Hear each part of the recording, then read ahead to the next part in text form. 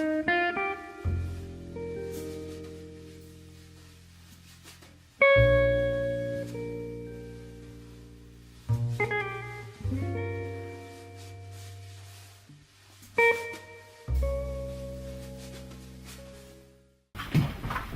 pues buenos días a todos. Muchísimas gracias por el esfuerzo por estar en este macro taller, que es una cosa un poco experimental, que nunca hemos hecho y no sabemos cómo va a salir. Bueno, sabemos que va a salir muy bien, pero pues, lo que hemos tratado es de generar a ver si somos capaces de generar un espacio de debate en el que todos podamos hablar largo y tendido y en muchas ocasiones a lo largo de los distintos temas que hemos ido trazando.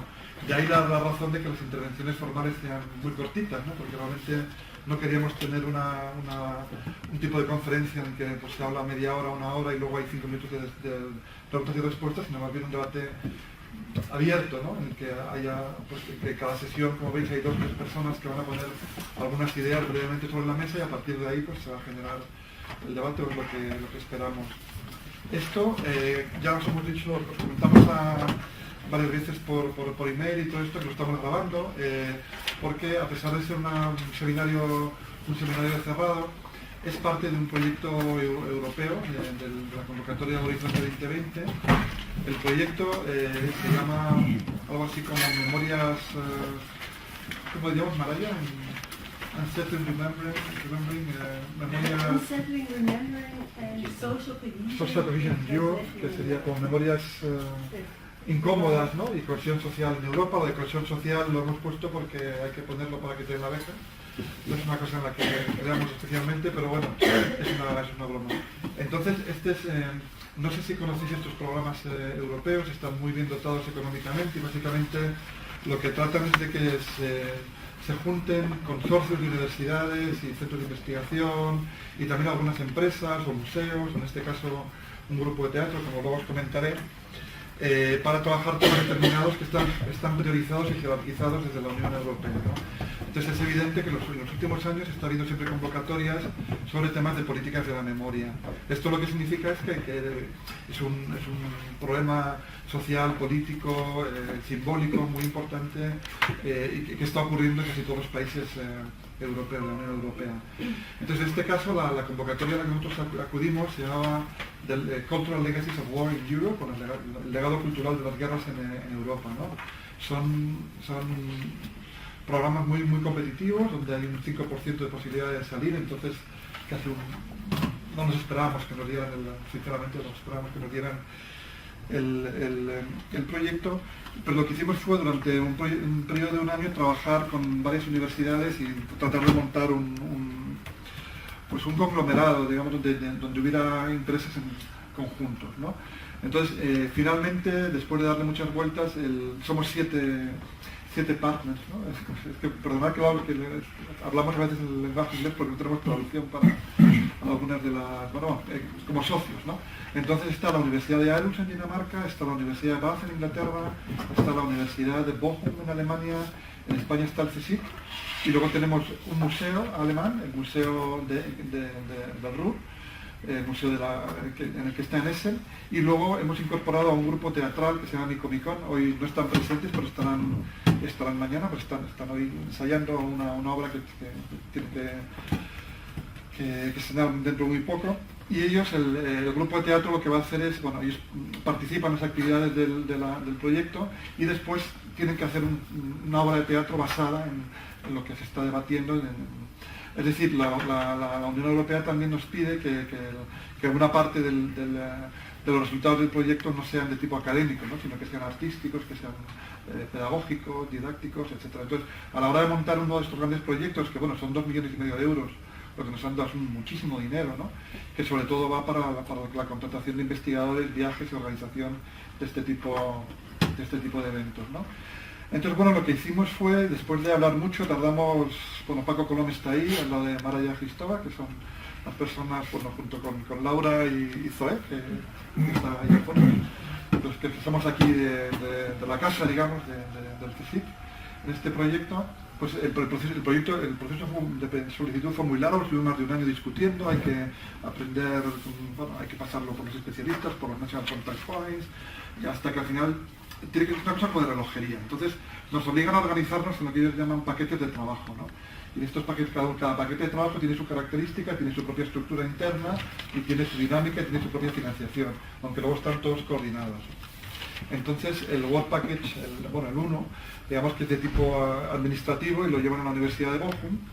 El 2, que lo dirige Paco Colom, es de ámbito más teórico, ¿no? De construir, digamos, unas teorías de la memoria que nos ayuden a entender los procesos que están teniendo lugar en Europa a día de hoy, ¿no? Y ahí se ha escrito un trabajo en una revista que se llama Memory Studies, donde hay una propuesta que ver si funciona o no funciona en los distintos ámbitos en los que trabajamos. Luego hay dos paquetes de trabajo que son de tipo empírico, y ahí lo que intentamos hacer fue buscar dos puntos en los cuales pudiéramos investigar qué está ocurriendo con la memoria, con las políticas de memoria en Europa, desde dos lugares muy distintos, ¿no? Y lo conceptualizamos como, por un lado, las fosas comunes, las exhumaciones de fosas comunes, que es algo que es un tema muy complejo, como todos sabéis y todos tenéis relación con ello, y se está popularizando mucho dentro de las prácticas y discursos de derechos humanos a nivel transnacional, se está convirtiendo en una herramienta de dignificación. Son, como todos sabemos, también muy problemáticas, muy controvertidas siempre, pero ahora mismo se está exhumando, pues aquí está Mercedes Salado del equipo argentino de antropología forense, que acaba de llegar de la República Centroafricana después de venir de Irak, y ellos, bueno, están por todos los lados capacitando equipos. Es decir, el hecho de tocar la violencia, ¿no? Las violaciones de los derechos humanos, de exponerla, es un proceso cada vez más importante, ¿no? Entonces nosotros, como estamos, digamos, especializados en esto desde hace 10 años con un equipo aquí basado en el CSIC, en el que algunos de los que están en la sala pues, llevan casi prácticamente desde el principio, decidimos hacer una comparativa entre las exhumaciones, que la llamamos la zona cero de la violencia, es decir, cuando se abre una fosa común se ven las heridas, se ven los cuerpos, se ve la violencia, digamos, en crudo, y por otro lado hacer en la otra punta los museos de guerra, ¿no? Los museos de guerra, la conceptualización fue, si las fosas comunes son la zona cero, los museos de guerra son la caja negra, ¿no? Como en los aviones, es decir, el museo es el resultado final de políticas de memoria consensuadas, financiadas, oficializadas, etcétera, y todas las tensiones memoriales de un sitio, de un país determinado están, hola Manuela, buenos días, están encriptadas, digamos, en el propio museo, ¿no? Entonces, estos son digamos, las dos líneas empíricas. Nosotros coordinamos las de exhumaciones, luego Maraya os hablará con más detalle de qué es lo que estamos haciendo dentro del paquete de trabajo 3, que es el nuestro. El 4 es el de los museos, y luego tenemos otros dos paquetes de trabajo. Uno de ellos es de divulgación y generación de materiales didácticos pedagógicos. Se van a hacer cursos MOOC en base a los resultados del proyecto. Y finalmente el último paquete de trabajo es de producción génesis o gestión de productos culturales, ¿no? Y ahí está el grupo de teatro, Micomicón, que os he comentado, que es un grupo que tiene una trayectoria muy importante, son de aquí de Madrid, y tienen una trilogía a la memoria espectacular, y hicieron, igual habéis oído hablar de la obra El Triángulo Azul, sobre Mauthausen, que bueno, fue muy premiada, y bueno, el siguiente paso para ellos era ya saltar a la memoria europea. Conceptualmente es un reto para ellos el ser capaces de tratar de entender, digamos, estos procesos tan complejos que incorporan lo mismo a Francia que a Polonia, a Ucrania o a Hungría, es decir, o a países del sur de Europa. Es decir, hay circunstancias, digamos, de memoria muy diferentes, ¿no? Y por otro lado se va a hacer una exposición en un museo, una exposición bastante experimental con nuevas tecnologías multimedia, en el museo en Essen, el museo del Ruhr, ¿no?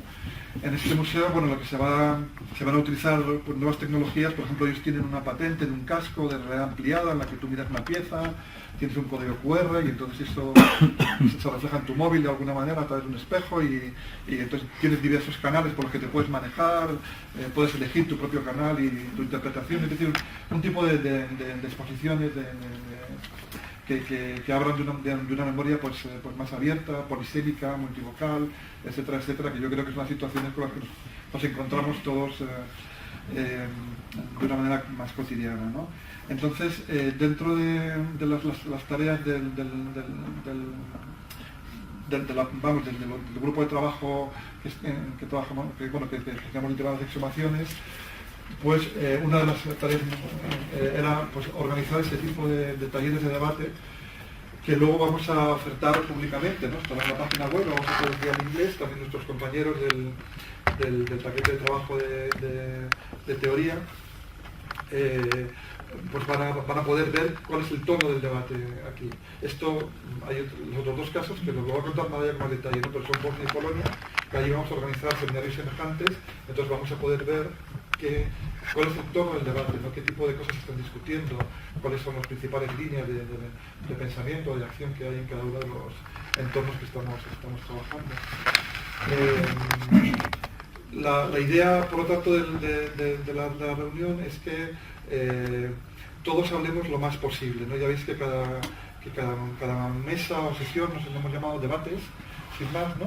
Tiene un moderador y las intervenciones van a ser iniciales, van a ser cortas, y después todo el mundo que está en la sala tiene el perfecto derecho a levantar la mano en cualquier momento para puntualizar, contar su experiencia o decir lo que se le ocurra. Entonces, en ese sentido sí que tiene un punto experimental, porque digamos que nos autogestionamos, ¿no?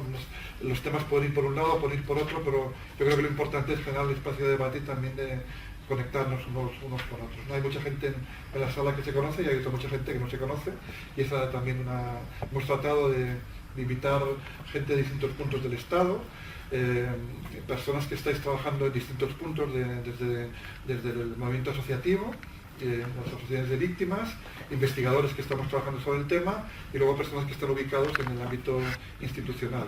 Algunas personas con poco recorrido, otras con mucho recorrido, otras con demasiado recorrido, para precisamente poder tener distintos puntos de vista, ¿no? Entonces, bueno, ese es el planteamiento global. Entonces yo quiero que os sintáis, aunque hemos puesto estos cacharros y demás, pues es un debate que puede ser bastante informal, ¿no? O sea, vamos a hablar de cosas serias, pero no estamos aquí contenidos por el tiempo, ni vamos a estar con un reloj, ni nada por el estilo, ¿no? Bueno, ahora ya sí. Ahora ya te dejo que sigas tú. Bueno, Paco, que nos cuente el Paco teórico, ¿no? Aquí el Instituto de Filosofía y de coordinar, aunque buena parte del input de las ideas iniciales de teórica del proyecto pues vienen de los colegas de italiana y otro danés que trabajan en la Universidad de Aarhus. Y bueno, como explicaba Paco Ferrandi, el proyecto parte es un análisis, una aproximación a las políticas de la memoria en Europa, pero parte también de una reflexión más amplia sobre el contexto europeo en el que podemos pensar en la actualidad las políticas de la memoria. Básicamente la idea es la de que la forma en que se representa y se recupera el pasado a través de prácticas culturales y de relaciones históricas condiciona y nos ayuda a entender políticamente el presente. Y había detrás de esto una preocupación, digamos, trasciende los casos específicos del proyecto, que es un poco el marasmo en el que ha entrado el proyecto de la Unión Europea, desafiado por una serie de movimientos nacionalista o xenófobo, etcétera, que han manejado la memoria como un instrumento de construcción ideológica y de poner al servicio de unos intereses muy concretos una interpretación de elementos traumáticos de la historia reciente europea. Y por otro lado, una cierta impotencia de los discursos de la memoria oficializados, ¿no? Desde la propia Unión Europea, desde experiencias de la transición como la española. A esto hemos puesto nombres, a los preguntos rápidamente, que han intentado un poco eso de miremos hacia atrás sin ira, o miremos hacia adelante, o hagamos amnesia y amnistía, se han intentado el discurso de los derechos humanos y buscar concepciones sexualistas, terapéuticas, neutralizando y descontextualizando lo que fueron las raíces y las motivaciones en muchos casos de las personas, las víctimas que se ven implicadas de conflictos. Bueno, entonces, dentro de la idea de la que parte también el proyecto es que si es posible recuperar unas políticas de la memoria que no caigan en el estereotipo maniqueo de estos movimientos nacionalistas, además que tienen su forma institucionalizada en los museos, por ejemplo, de historia nacional, que son típicamente museos de héroes contra villanos, ¿no? De víctimas contra invasores, etcétera, etcétera, ¿no? De progreso frente a reacción.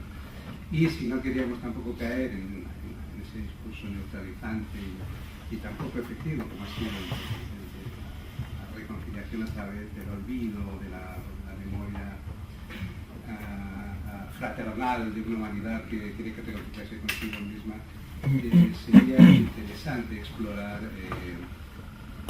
bueno, esos espacios de incomunidad, ¿no? De unrest, de unsettling, ¿no? en sociedades que intentan dar cuenta e interpretarse conflictos internos muy recientes y que han dado lugar a espacios de tensión política, y eso lo queremos asumir directamente, ¿no? Y de desacuerdo profundo sobre la forma de interpretar esos conflictos y las motivaciones y las consecuencias de los actores implicados en ellos.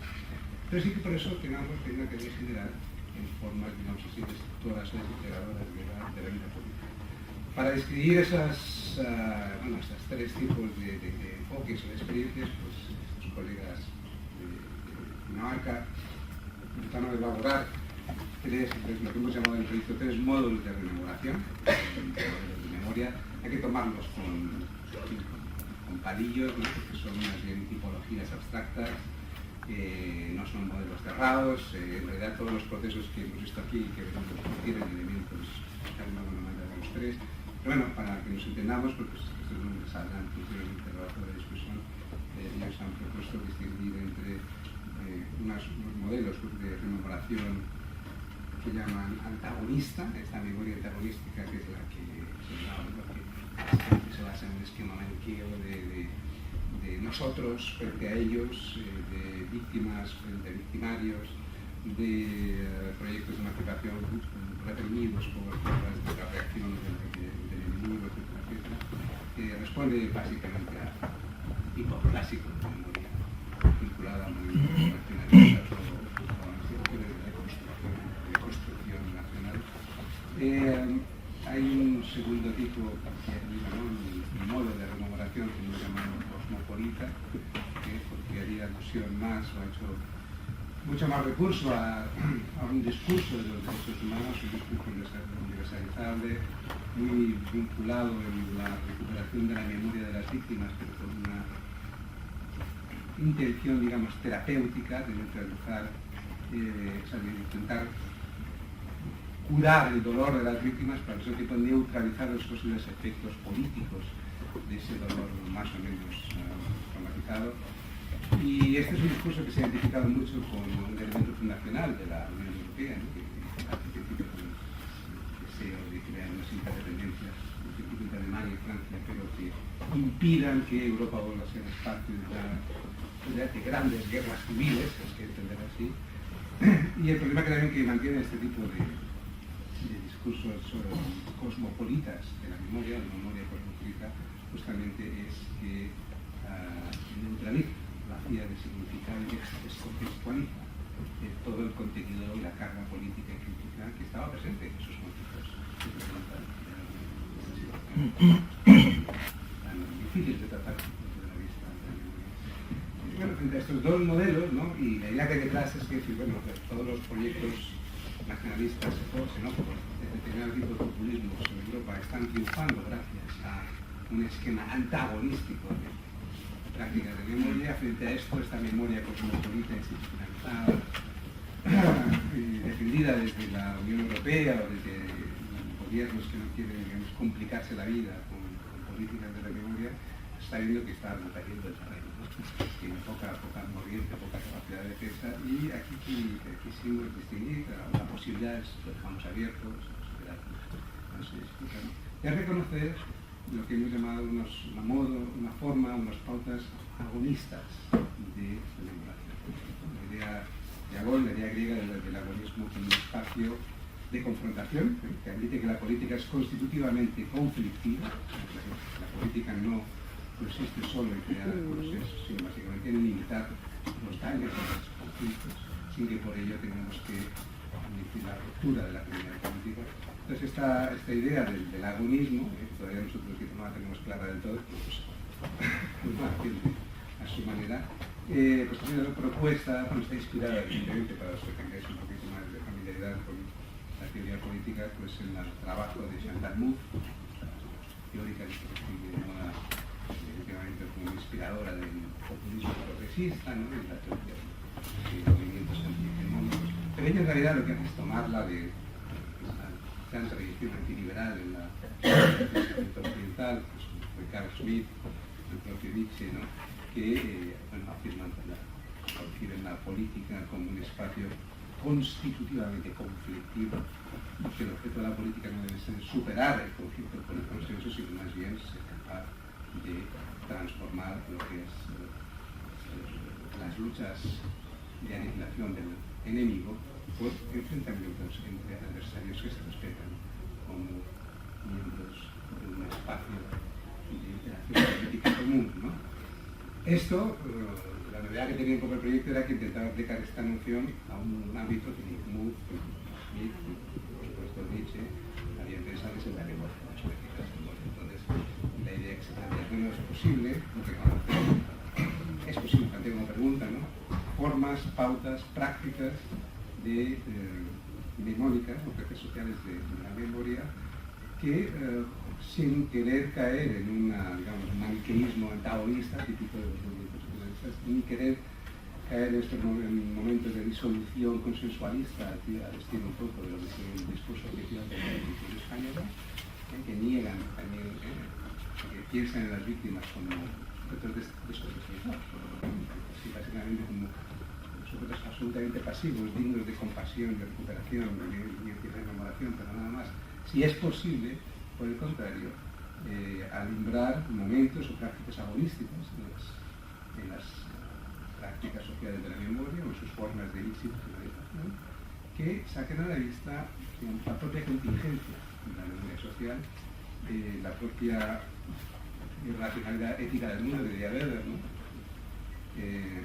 Ser capaces de comprender, o sea, la ciencia social alemana en principio de siglo XX se hablaba entre comprender y explicar, la idea de comprender, intentando decir que seríamos capaces de reconstruir los elementos subjetivos que daban sentido a la acción de los individuos, con lo cual esto implicaría recoger también y de forma de incluir no solo la perspectiva de las víctimas y de sus sucesores, sino también la de los perpetradores, de los victimarios, los testigos, de quienes echaron en serio nuestras políticas, de quienes las sufrieron, etc. Con lo cual, digamos, hacer una aproximación a las prácticas de la memoria que incomoda mucho porque puede incomodar justamente a los que lo ven solo desde la perspectiva de las víctimas o del daño sufrido por un conflicto profundamente injusto, o que por otro lado puede obligar, y será la duda, quizás a replantearse o llegar a un segundo grado de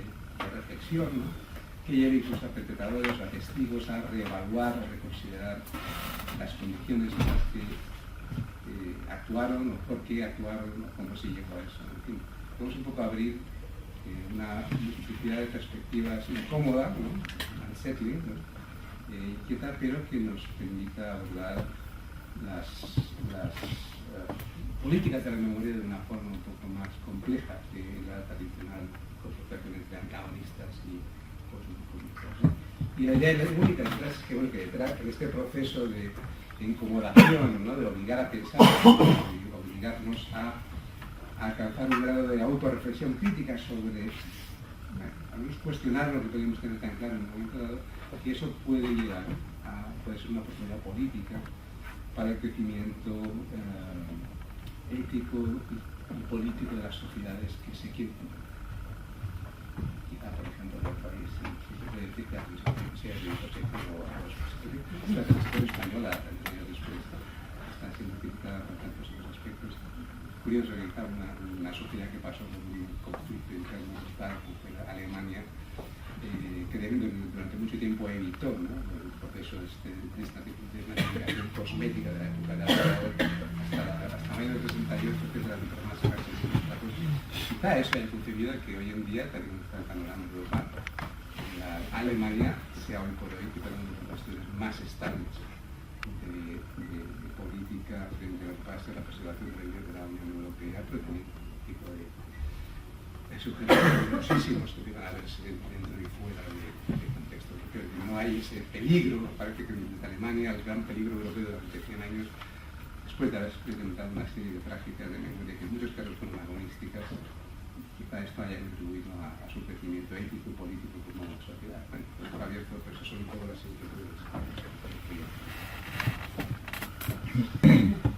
Vale, entonces me toca decir algo cómo vamos a trabajar esto en el campo de las estimaciones. Como ya ha dicho Paco, vamos a centrarnos en 3 geografías distintas, España, Polonia y Bosnia.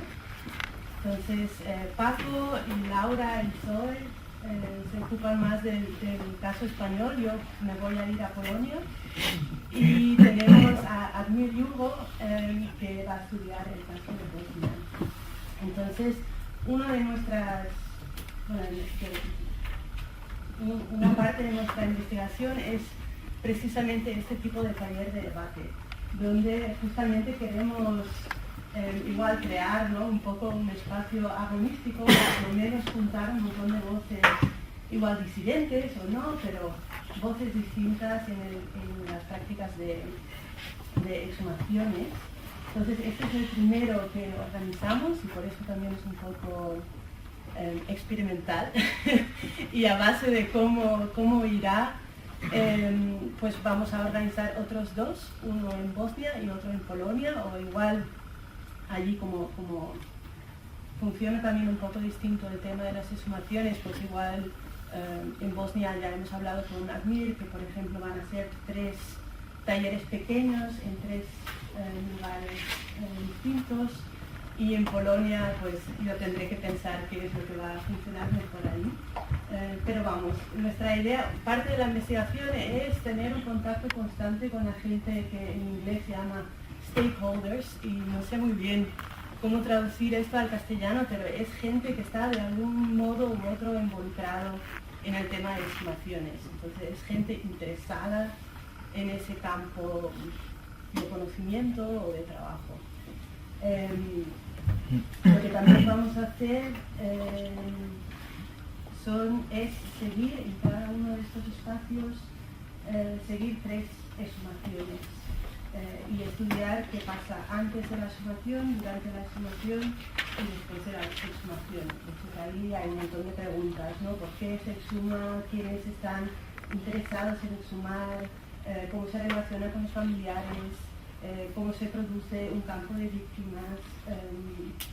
Durante la exhumación, pues, ¿quiénes pueden acudir a la fosa? ¿Hay judicialización o no? ¿Qué tipo de expertos acuden a la exhumación? Y posteriormente pues es el tema en realidad ya de memorialización, ¿no? ¿Qué se hace un monumento? ¿Qué tipo de actos se hace? Y otra vez qué gente acude y está interesada en estas prácticas. Entonces pues hemos elegido estos 3 espacios porque son muy distintos. Y creemos que justamente porque son tan distintos nos van a decir algo más sobre cómo estas diferencias, estas peculiaridades que tiene cada uno de los casos va a influenciar en qué tipo de modalidad de memoria, como ha explicado Paco, ¿no?, hay en cada caso. Entonces, pues diferencias hay muchas. Una de las grandes diferencias es la temporalidad, la distancia entre la violencia y la exhumación, que en Bosnia es un espacio, un tiempo muy breve, en España es mucho más largo, pero a la vez estas temporalidades igual tienen como diferentes velocidades, ¿no? Porque aquí hemos tenido pues, una dictadura, mientras que en otros espacios ha habido, pues, bueno, en Polonia también ha habido un tipo de dictadura, pero vamos, que hay como diferentes regímenes políticos que igual tienen otra velocidad en tratar ese tipo de memoria. A ver, había apuntado, pero yo lo que ya había dicho es el tema de la cientificación, la judicialización, pero también muy importante y lo que es muy distinto en estos espacios es la implicación y el apoyo institucional que tienen las exhumaciones, que en España pues sabemos que hay muy poco apoyo, sobre todo estatal, pero por ejemplo en Polonia es una actividad muy estatal, de mucho apoyo de arriba abajo, digamos, y en Bosnia ya tiene ese campo internacional de intereses ahí en las exhumaciones. A ver, pues bueno, es esto un poco lo que vamos a hacer, ¿no? Entonces, y en todos los casos pues intentaremos estar en comunicación con el grupo teórico y ver pues cómo relacionar lo que nosotros encontramos en el campo con estas modalidades de memoria. Quería terminar un poco con mencionar algo y luego os lo voy a mandar por email. Ya hemos tenido un workshop, pero no en España, pero de presentar el proyecto en frente a estos stakeholders, ¿no? Esta gente que puede estar interesada en nuestro proyecto de investigación. Entonces ahí se han producido una serie de vídeos que ya están colgados en internet, en donde cada uno de los investigadores explica un poco lo que va a hacer en su paquete de trabajo y cómo van a trabajar. Entonces también se ha elaborado un cuestionario justamente para vosotros, y esto es de parte de la gente que va a hacer los cursos online, y ellos están interesados en, bueno, qué es lo que quiere la gente en el campo, en qué estarían interesados, qué tipo de curso, qué tipo de apoyo, qué tipo de... Entonces os mandaré el link, podéis ver más cosas sobre el proyecto y a la vez pues os pedimos si podéis rellenar el cuestionario, aunque esté en inglés, pero se puede responder en el idioma que queráis. Y ahora, pues antes de empezar, creo, con la primera mesa de debate, habíamos pensado en hacer una breve ronda de presentación de cada uno. Igual, como no tenemos mucho tiempo, pues igual decir, ¿no? Cada uno el nombre, la afiliación, y en pocas palabras más, para no perder demasiado tiempo. y después empezamos con el primer tema.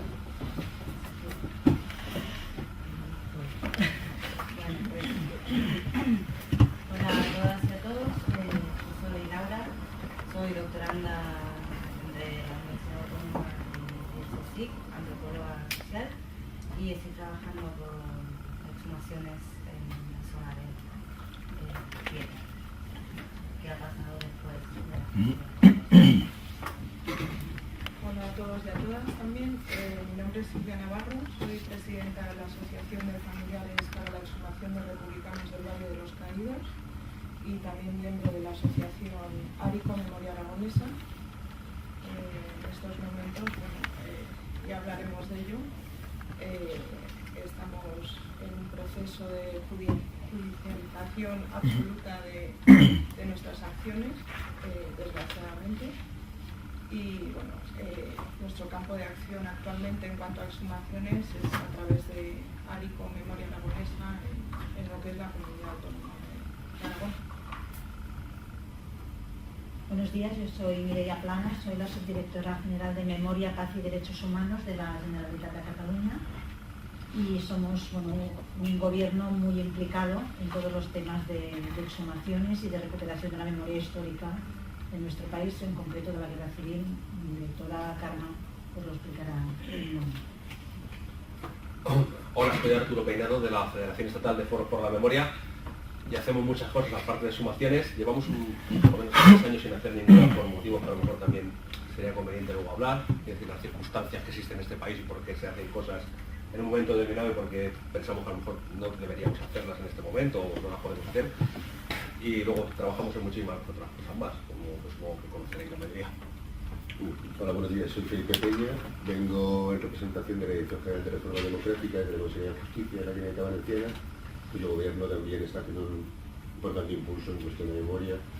Está trabajando ahora mismo, tiene bastante avanzada la proyecto de ley, que empezará en breve y ya explicaré lo que sale. Yo soy Miguel Sila y vengo en representación de la Asociación para la Recuperación de la Memoria Histórica. Queda Soler, historiadora de la Universidad de Barcelona, y me aproximo a las cosas desde el punto de vista historiográfico y sigo en ello.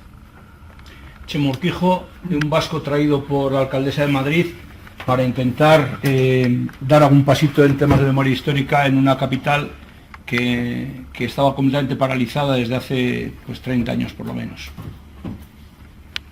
Soy Rafa Escudero, profesor de Filosofía del Derecho de la Universidad Carlos III de Madrid. Soy Fernando Sánchez Castillo, soy artista plástico y trabajo el tema de la memoria sobre todo desde la perspectiva del monumento y el espacio público. Hola, soy Mercedes Salado, soy antropóloga forense, soy española pero llevo como 20 años viviendo en Latinoamérica trabajando en exhumaciones y la búsqueda de personas desaparecidas, primero en Guatemala y después Jesús Vicente Aguirre, vengo en representación de alguna manera de la Asociación de Barranca, de La Rioja. Soy investigado y escrito sobre la represión en La Rioja con algún libro que me parece que algunos de vosotros ya conocéis. Buenos días, soy Ángel del Río, antropólogo de la Universidad Pablo de Olavide de Sevilla y vinculado también al movimiento memorialista como delegado en Andalucía de la Militar de Mauthausen y miembro del grupo de trabajo Recuperando la Memoria de la Historia Social de Andalucía. Buenos días, soy Guillermo Fouce, en este momento estoy en la Universidad Complutense, pero estoy aquí también como Psicología Sin Fronteras.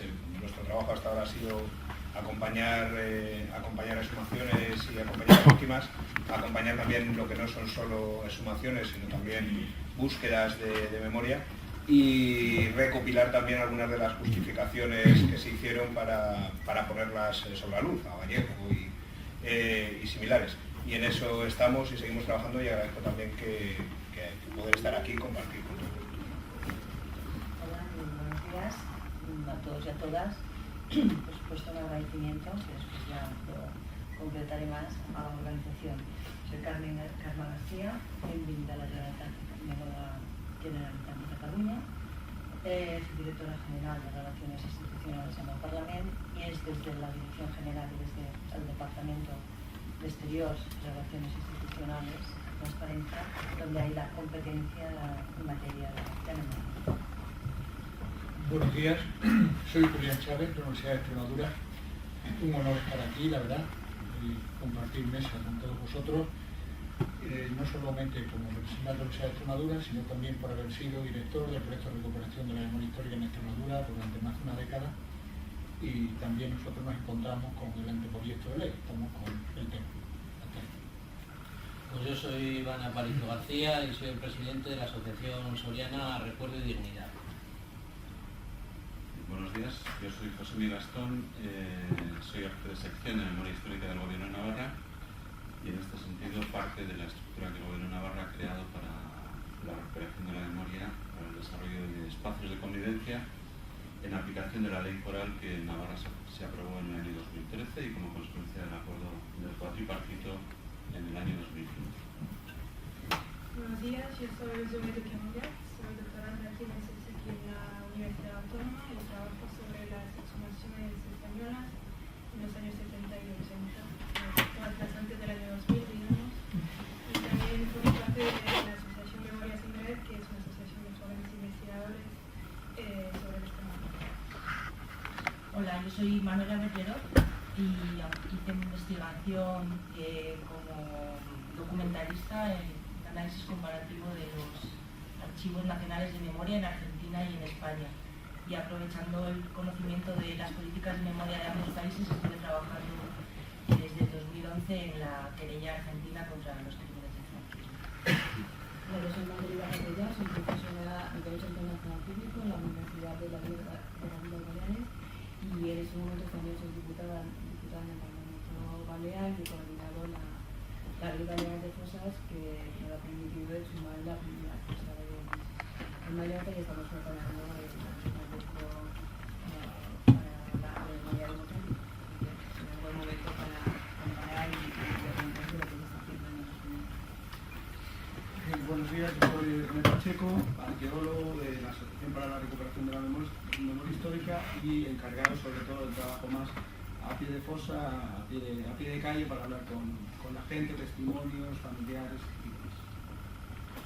Sí, yo soy Álvaro Garaybar, director general de Paz, Convivencia y Derechos Humanos del Gobierno de Navarra, una estructura que este gobierno de cambio ha generado precisamente para abordar todo lo que son las políticas públicas en torno a memoria y víctimas, en lo que tiene que ver con memoria histórica, en lo que tiene que ver también con memoria reciente y con la violencia reciente, y en lo que tiene que ver con la construcción de políticas también de convivencia, sobre todo también en el ámbito educativo y mirando un poco más a futuras generaciones.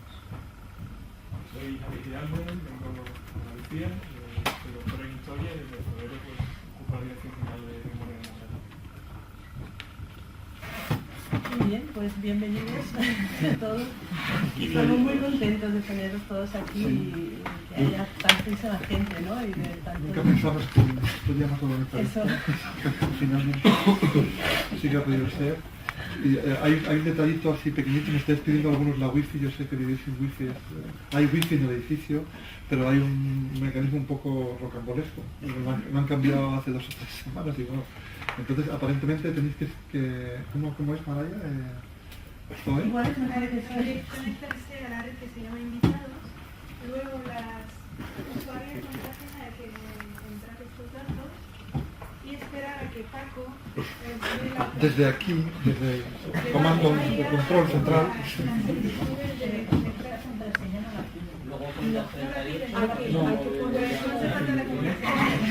Estáis poniendo su dirección y la nuestra. Entonces a mí me llega y a algunos aleatoriamente les entra y a otros no, pero eso yo está jugando. Igual puedes apuntar ahí también la dirección. Yo contaría con fosforitos mejor, porque lo que se ve no soy nada. Ponla de Paco.Ferran. Bueno, entonces la dinámica va a ser, como veis, tenemos distintas sesiones. Nos hemos descolocado a posta, en el sentido de que las personas que van a hablar no van a estar allí, sino que estamos todos dando la vuelta. Hemos barajado esta mañana que al que le ha tocado donde ha tocado, porque los hemos ido poniendo uno a otro sin mirar qué era, porque la idea es eso, tener un diálogo. Las personas que tienen una presentación formal de 7 minutos, pues simplemente es un arranque para el debate, pero esperamos que todos en cualquier momento, cuando hay algo que queráis aportar, levantéis la mano y serán los coordinadores de cada una de las sesiones los que darán la voz a todo el mundo. Tenemos a las 12 un café. Esto, por motivos de seguridad del edificio, nos tenemos que bajar a la planta 0, a la planta 0 y cruzar toda esta especie como de módulo penitenciario que hay ahora. Y ya os diremos. Entonces, y luego si un grupo tan grande como nosotros, si salimos ahí fuera un pasillo, pues molestamos, digamos, a toda la investigadora, pues, convivimos como podemos, ¿no? Entonces, bueno, hay una sala abajo donde se puede tomar café perfectamente, entonces bajaremos, luego volveremos a subir y así sucesivamente. Hoy comemos en el comedor del centro, que es un sitio de menú, y luego esta noche cenaremos en Carambola, ¿no? Que ya nos diremos más tarde cómo hacer. Entonces yo creo que ya podemos empezar con la primera... Sí, yo también tengo una nota así organizativa. Nos han pedido del proyecto general que mantengamos una lista de asistencia.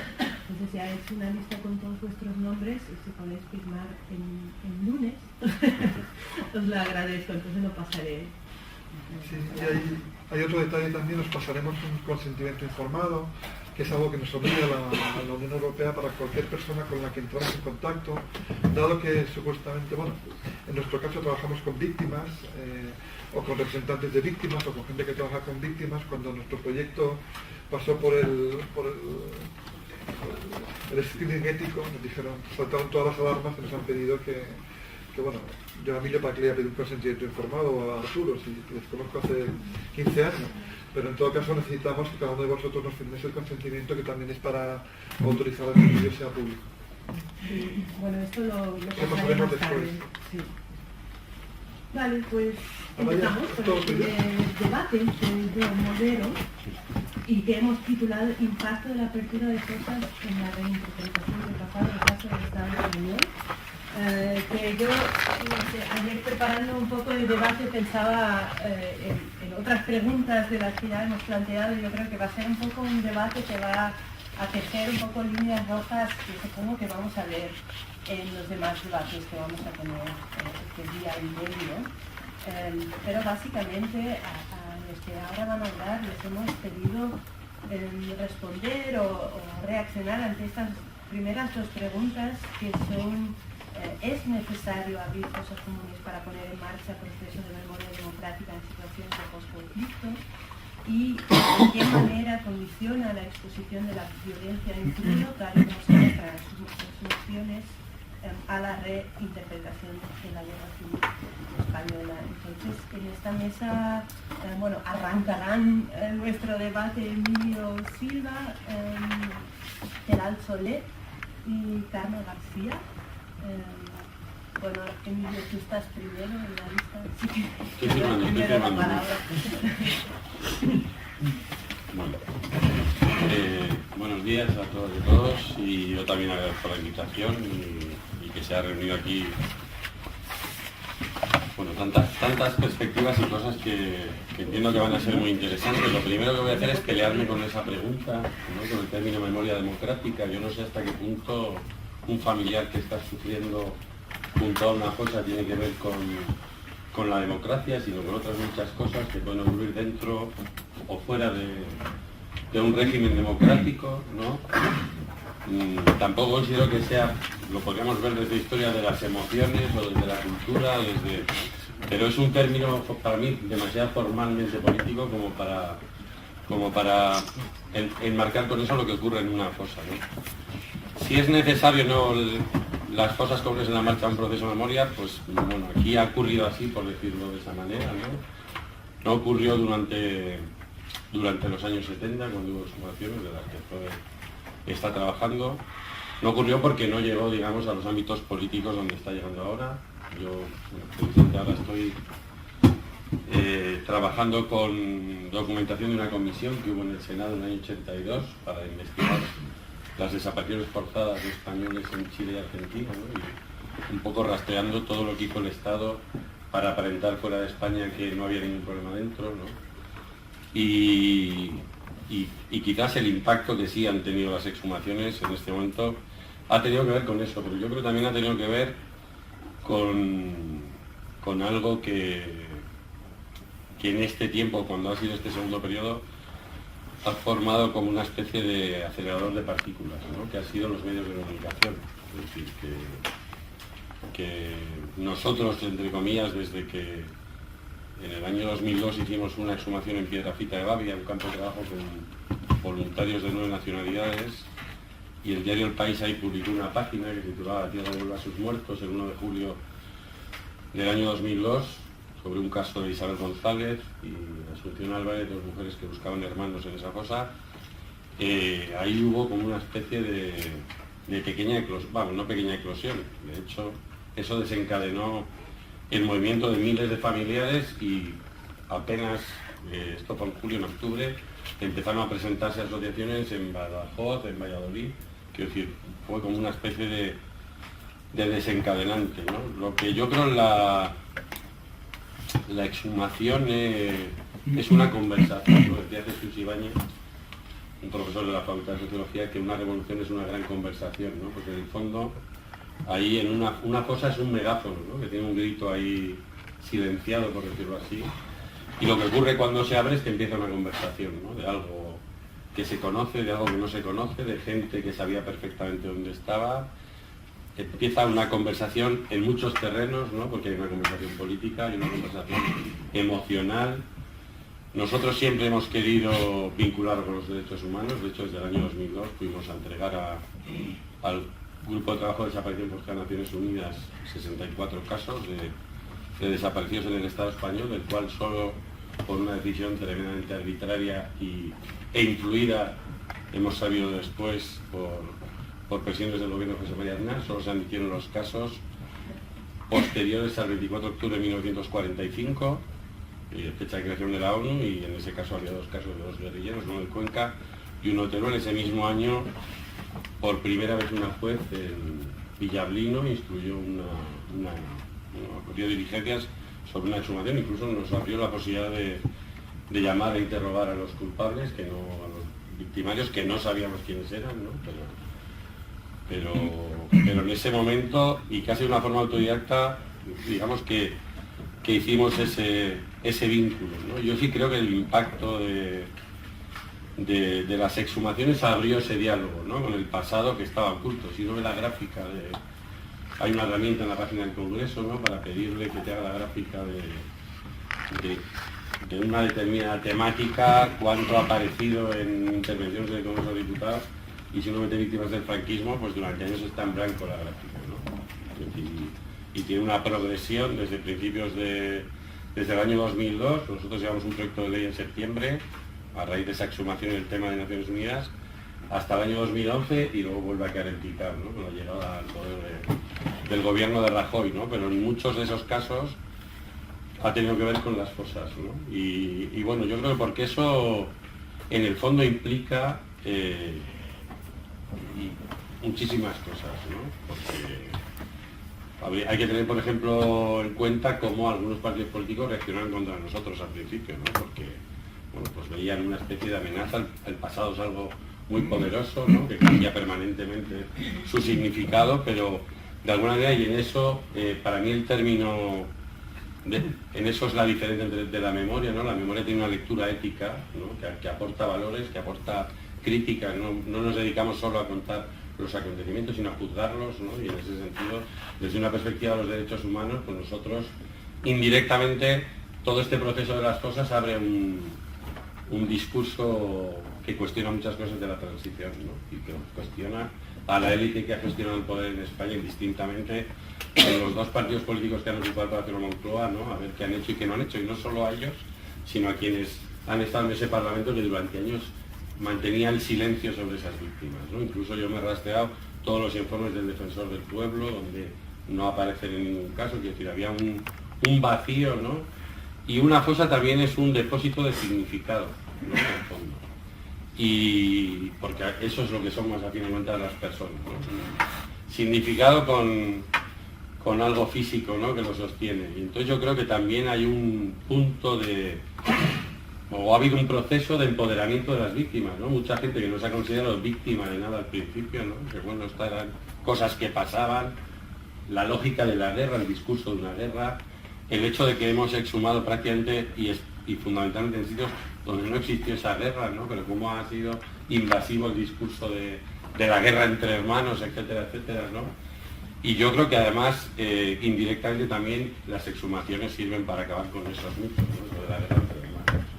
Y de que hay una mujer en un vídeo precisamente de La Barranca en el año 59 que está hablando de que han agredido en la inauguración del monumento, ¿no? Y dice, bueno, si estos que están aquí hubieran tomado pistolas, pues otra cosa hubiera pasado, ¿no? Pero quiero decir, también hay un significado de una forma de resistencia al golpe, ¿no?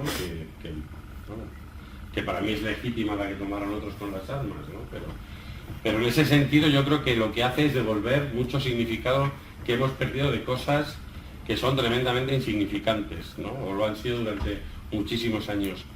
Y yo creo que ahora estamos viendo un momento, y aquí hay representantes de instituciones públicas, ¿no? en que otra vez nos están enterrando muchos significados, ¿no? Y en ese sentido podríamos considerar los derechos como desaparecidos hoy en día, que algún día vamos a tener que exhumar, ¿no? Y creo que toda esta oportunidad que ha abierto la memoria, precisamente desde las instituciones, se tiene que tomar conscientemente con una política de derechos humanos, porque es una oportunidad, en el fondo toda esa tragedia es una oportunidad para construir una vacuna para lo que estamos viendo que está ocurriendo ahora en muchos países, ¿no? Aquí tenemos una derecha en el gobierno post-dictatorial y que roza la dictadura, la defiende, la tolera, la sustenta, y eso quiere decir que está a pocos pasos de convertirse, está a poca distancia de convertirse o de que pudiera convertirse en otra cosa, acompañando cosas que están ocurriendo en Europa, ¿no? Entonces yo creo que las exhumaciones han sido todo lo que he dicho y muchas cosas más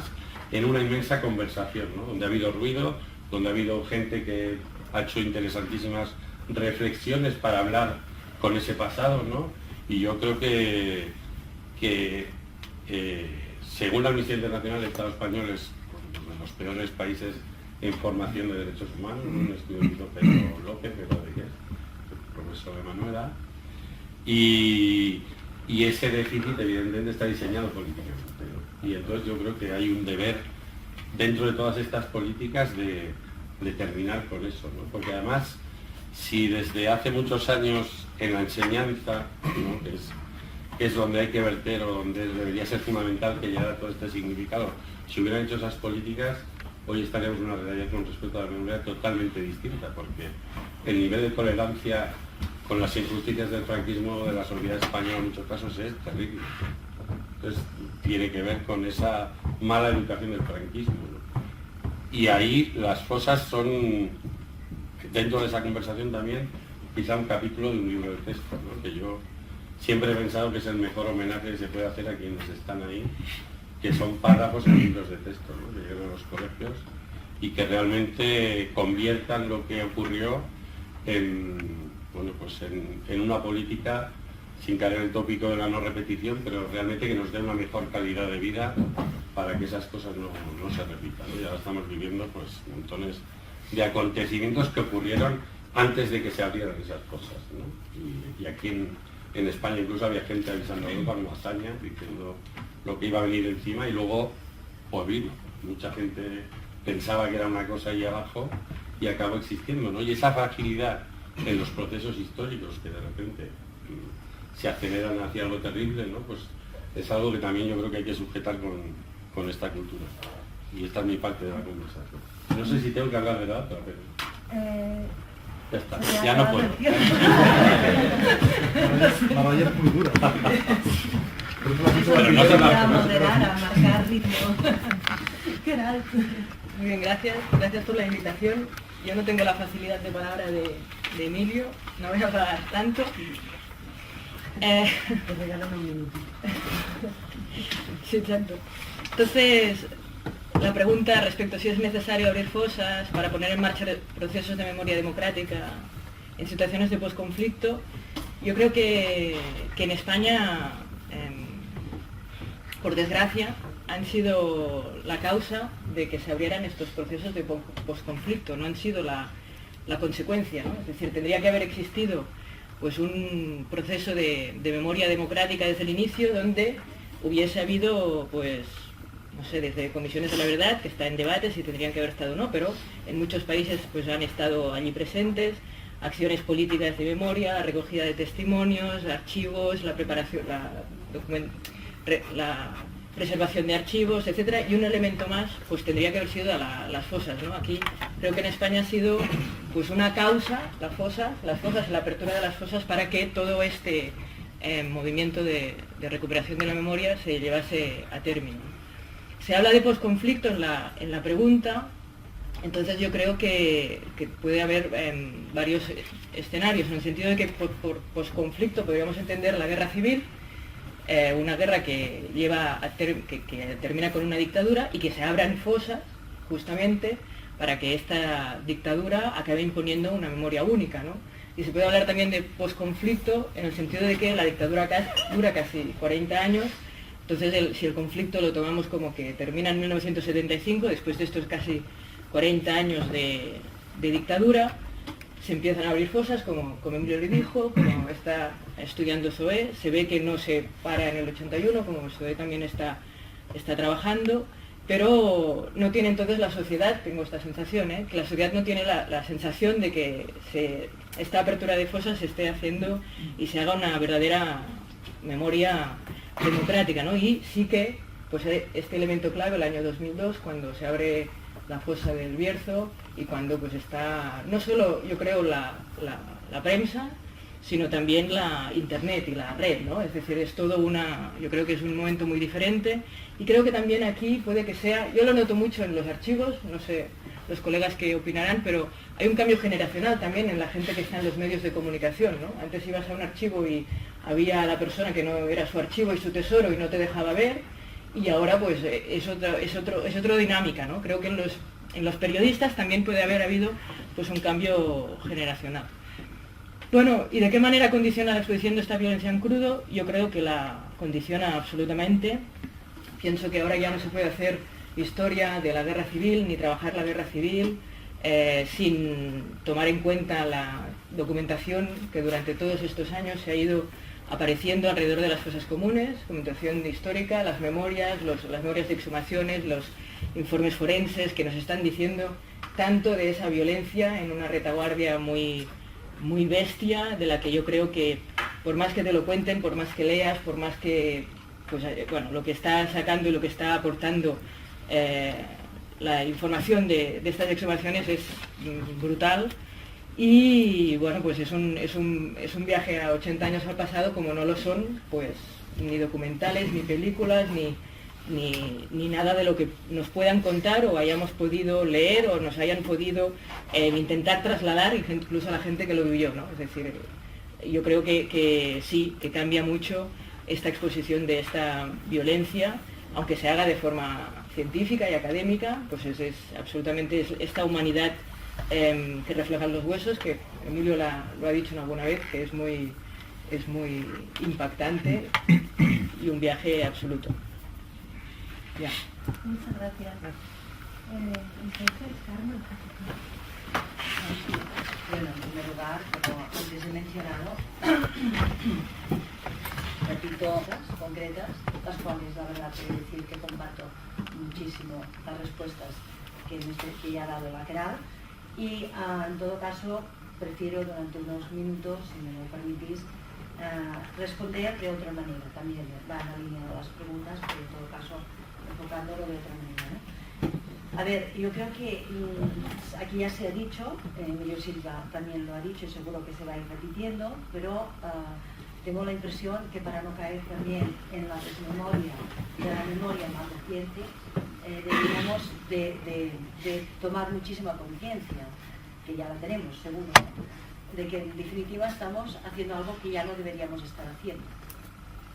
80 años a la Guerra Civil Española, el inicio de la Guerra Civil Española, bueno, es verdad, como una dictadura, que duró 40 años, muchísimo, ¿no? Tremendo, pero es que llevamos 40 años de democracia.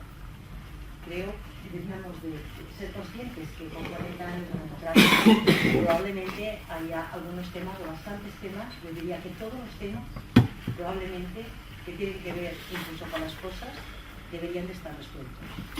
Lo digo porque a mí me parece que tampoco deberíamos darlo como una normalidad, lo que está pasando, porque realmente es muy anormal y en los países con conflictos más recientes también nos los han demostrado. Cierto que no han tenido después una dictadura y cierto quizás también que han habido otros actores que han jugado con la necesidad de hacer lo que han hecho, como son el conflicto de Bosnia. Pero bueno, 40 años de democracia creo que son suficientes como para preguntarnos cómo es posible que estemos hoy todavía hablando de cosas. Creo que nada es porque sí. A mí me ha gustado mucho una frase, que muchas, las que ha dicho Emilio, pero una de ellas en concreto, que el déficit está diseñado políticamente. Lógicamente es así, si tenemos en cuenta que de hecho fue en el 2007, muchos años después ya del inicio de la democracia, cuando realmente se aprobó una ley que popularmente conocemos como Ley de Memoria, pero que no se llama Ley de Memoria. Propiamente dicho, no se llama Ley de Memoria.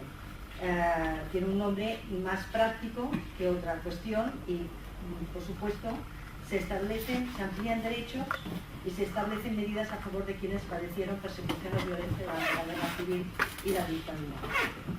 No es porque sí, esconde realmente quizás la esencia, la parte más importante que debería de recoger una ley de memoria en su propio título, por decirlo de alguna forma. Si me permitís, era diputada en el Congreso de Diputados en aquel momento cuando se debatió, se aprobó esta ley, que muchos no compartimos en aquel momento. Muchísimos no compartimos, pero en todo caso es la ley que tenemos.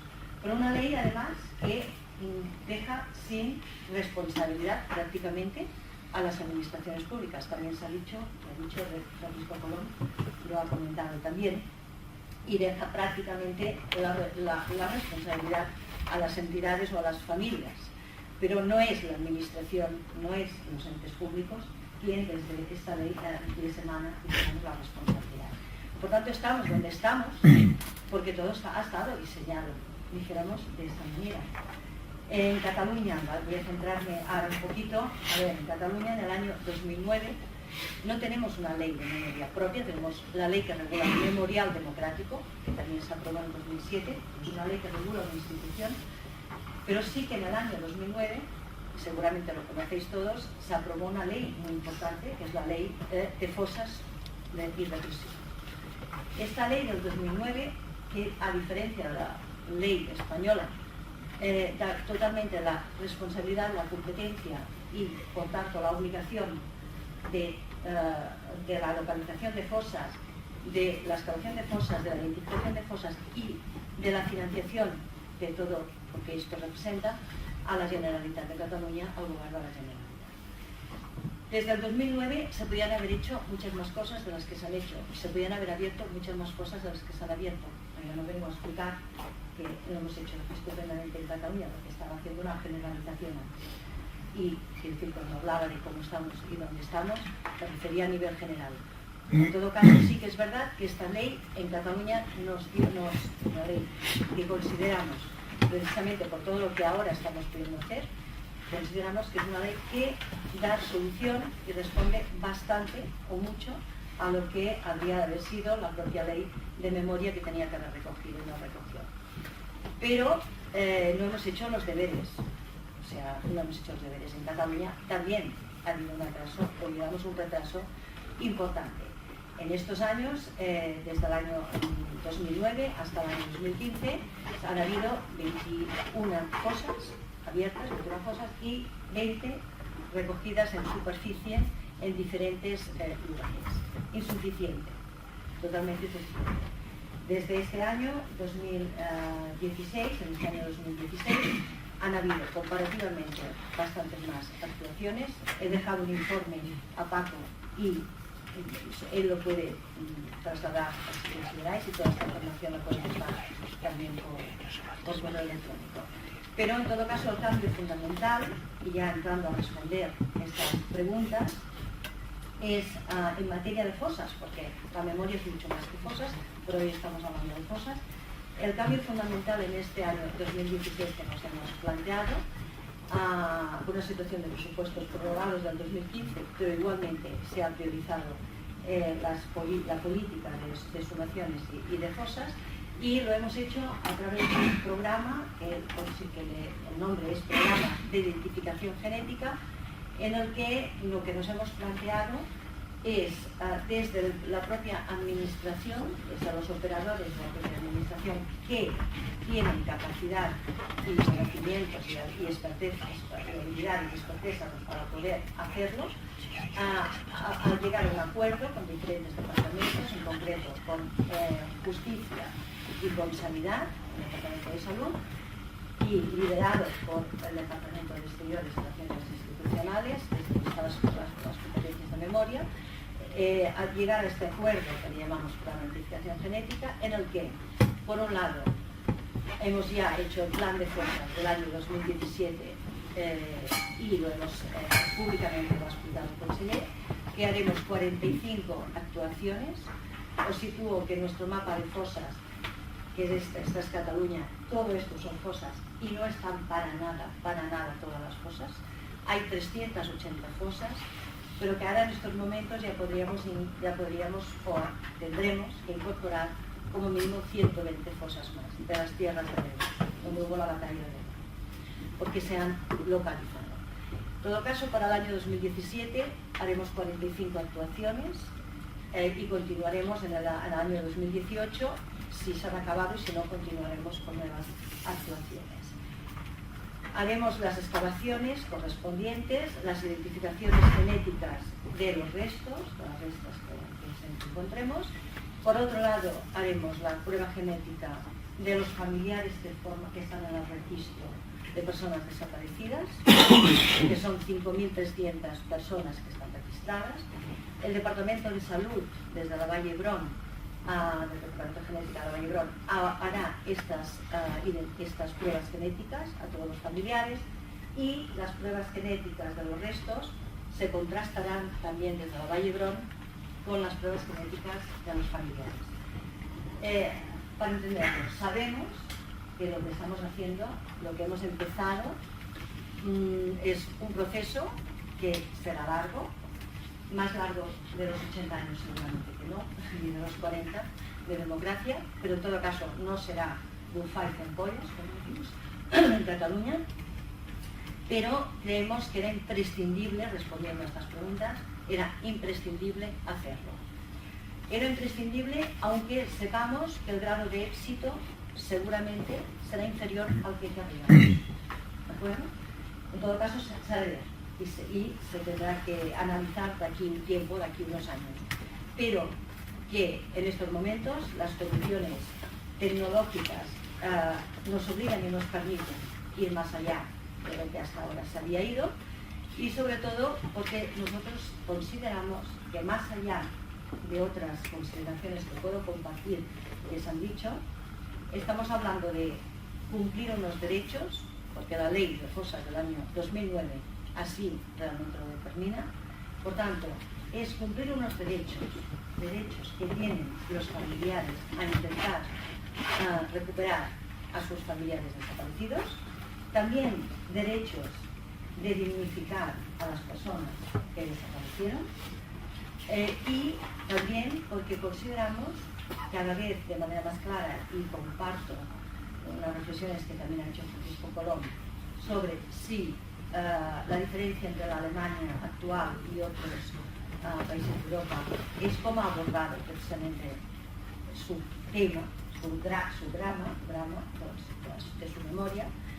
Creemos, por tanto, que más ahora en Cataluña, sabéis que estamos en un proceso en el que queremos preguntarnos y respondernos qué queremos ser en el futuro. Esas respuestas y esas preguntas son absolutamente imprescindibles para poderlas hacer con plena dignidad, que primero intentemos cerrar bien las páginas de un pasado que no nos dignifican de la manera en la que realmente hasta ahora se ha realizado. Por tanto, sí, creemos que se ha de hacer rotundamente. Creemos además que con todas las incomodidades que seguramente siempre conllevan, y aquí se han hablado, al final, si pudiéramos hacer, y en todo caso es una opinión personal y del gobierno de la Generalitat, si pudiéramos poner en una balanza incomodidades positivas y negativas, creemos que al final ganarían las positivas. Para acabar, os explico una anécdota de este sábado mismo. Bueno, no es una anécdota porque es muy importante, pero sí en cuanto a que la institucionalización de la desmemoria, que explica siempre nuestro consejero Romeva, que hemos hecho en todo el país y que de una manera directa al quien lo ha diseñado, pero también tenemos una responsabilidad todos los colectivos de haber llegado aquí. Esta institucionalización de la desmemoria también se ha hecho de todo lo que es la memoria, en el sentido de todo aquello que pasó.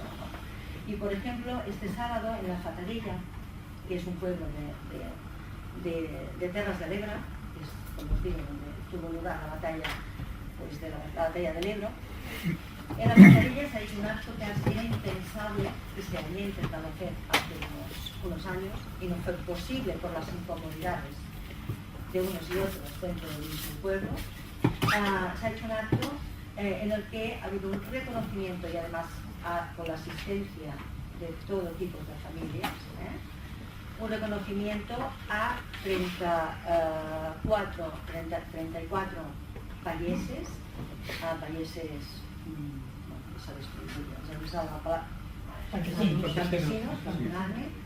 campesinos que fueron fusilados por la FAI. Incomodidad, pero realmente es memoria, ¿no? Porque ellos no quisieron en aquel momento apuntarse a lo que eran las propuestas de colectividad, porque su realidad realmente campesina, camperola, no tenía nada que ver con otras realidades, ¿no? Y fueron fusilados. Durante todos estos años de democracia, esto en el pueblo continuaba siendo un drama y un trauma.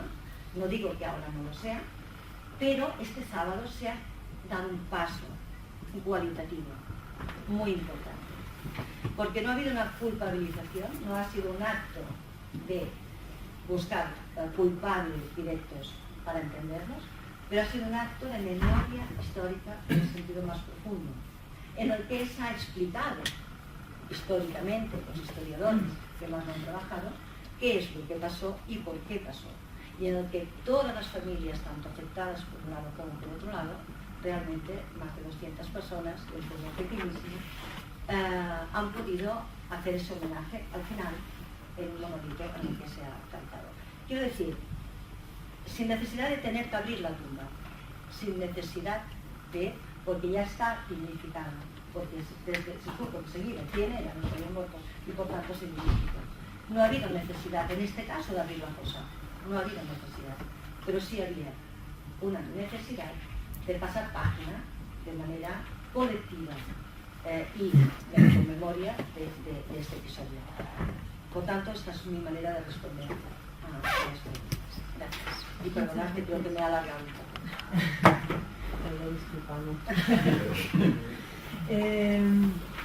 Muchas gracias a los tres. Creo que sí, ya hemos escuchado como diferentes tramas, ¿no?, en la discusión. Emilio ha empezado con esa idea de sumación como conversación, que yo creo que es una conversación, es justamente esa idea de conversación que también ha dicho Queralt, ¿no?, lo que igual faltaba en la transición, o esa conversación con, por ejemplo, los medios de comunicación que hacen que la fosa tiene el efecto que tiene. Igual en esa conversación también entran las instituciones, como has mencionado, Carmen, que reaccionan con sus leyes y sus anteproyectos y sus reivindicaciones. Entonces creo que, bueno, sí, los tres habéis puesto en la mesa que esa exposición de violencia en crudo, como hemos planteado en la segunda pregunta, desencadena o puede desencadenar toda esa serie de cosas, pero igual no siempre lo hace, como ha dicho Queralt, como ha pasado durante la transición. Entonces, no sé, para empezar un poco el debate, aunque luego podéis responder a cualquier cosa que habéis pensado durante que hablaban Emilio, Queralt y Carmen, yo al ver otra vez esa pregunta, la primera que planteamos también pensaba, es bastante la apertura de fosas comunes. Es decir, ¿es solamente eso o necesitamos algo más, como lo que ha dicho un poco Emilio y Queralt, ¿no?, que falta un interés de la sociedad en esa práctica? Entonces, bueno, yo dejo esa idea encima de la mesa y podéis, bueno, empezamos el debate.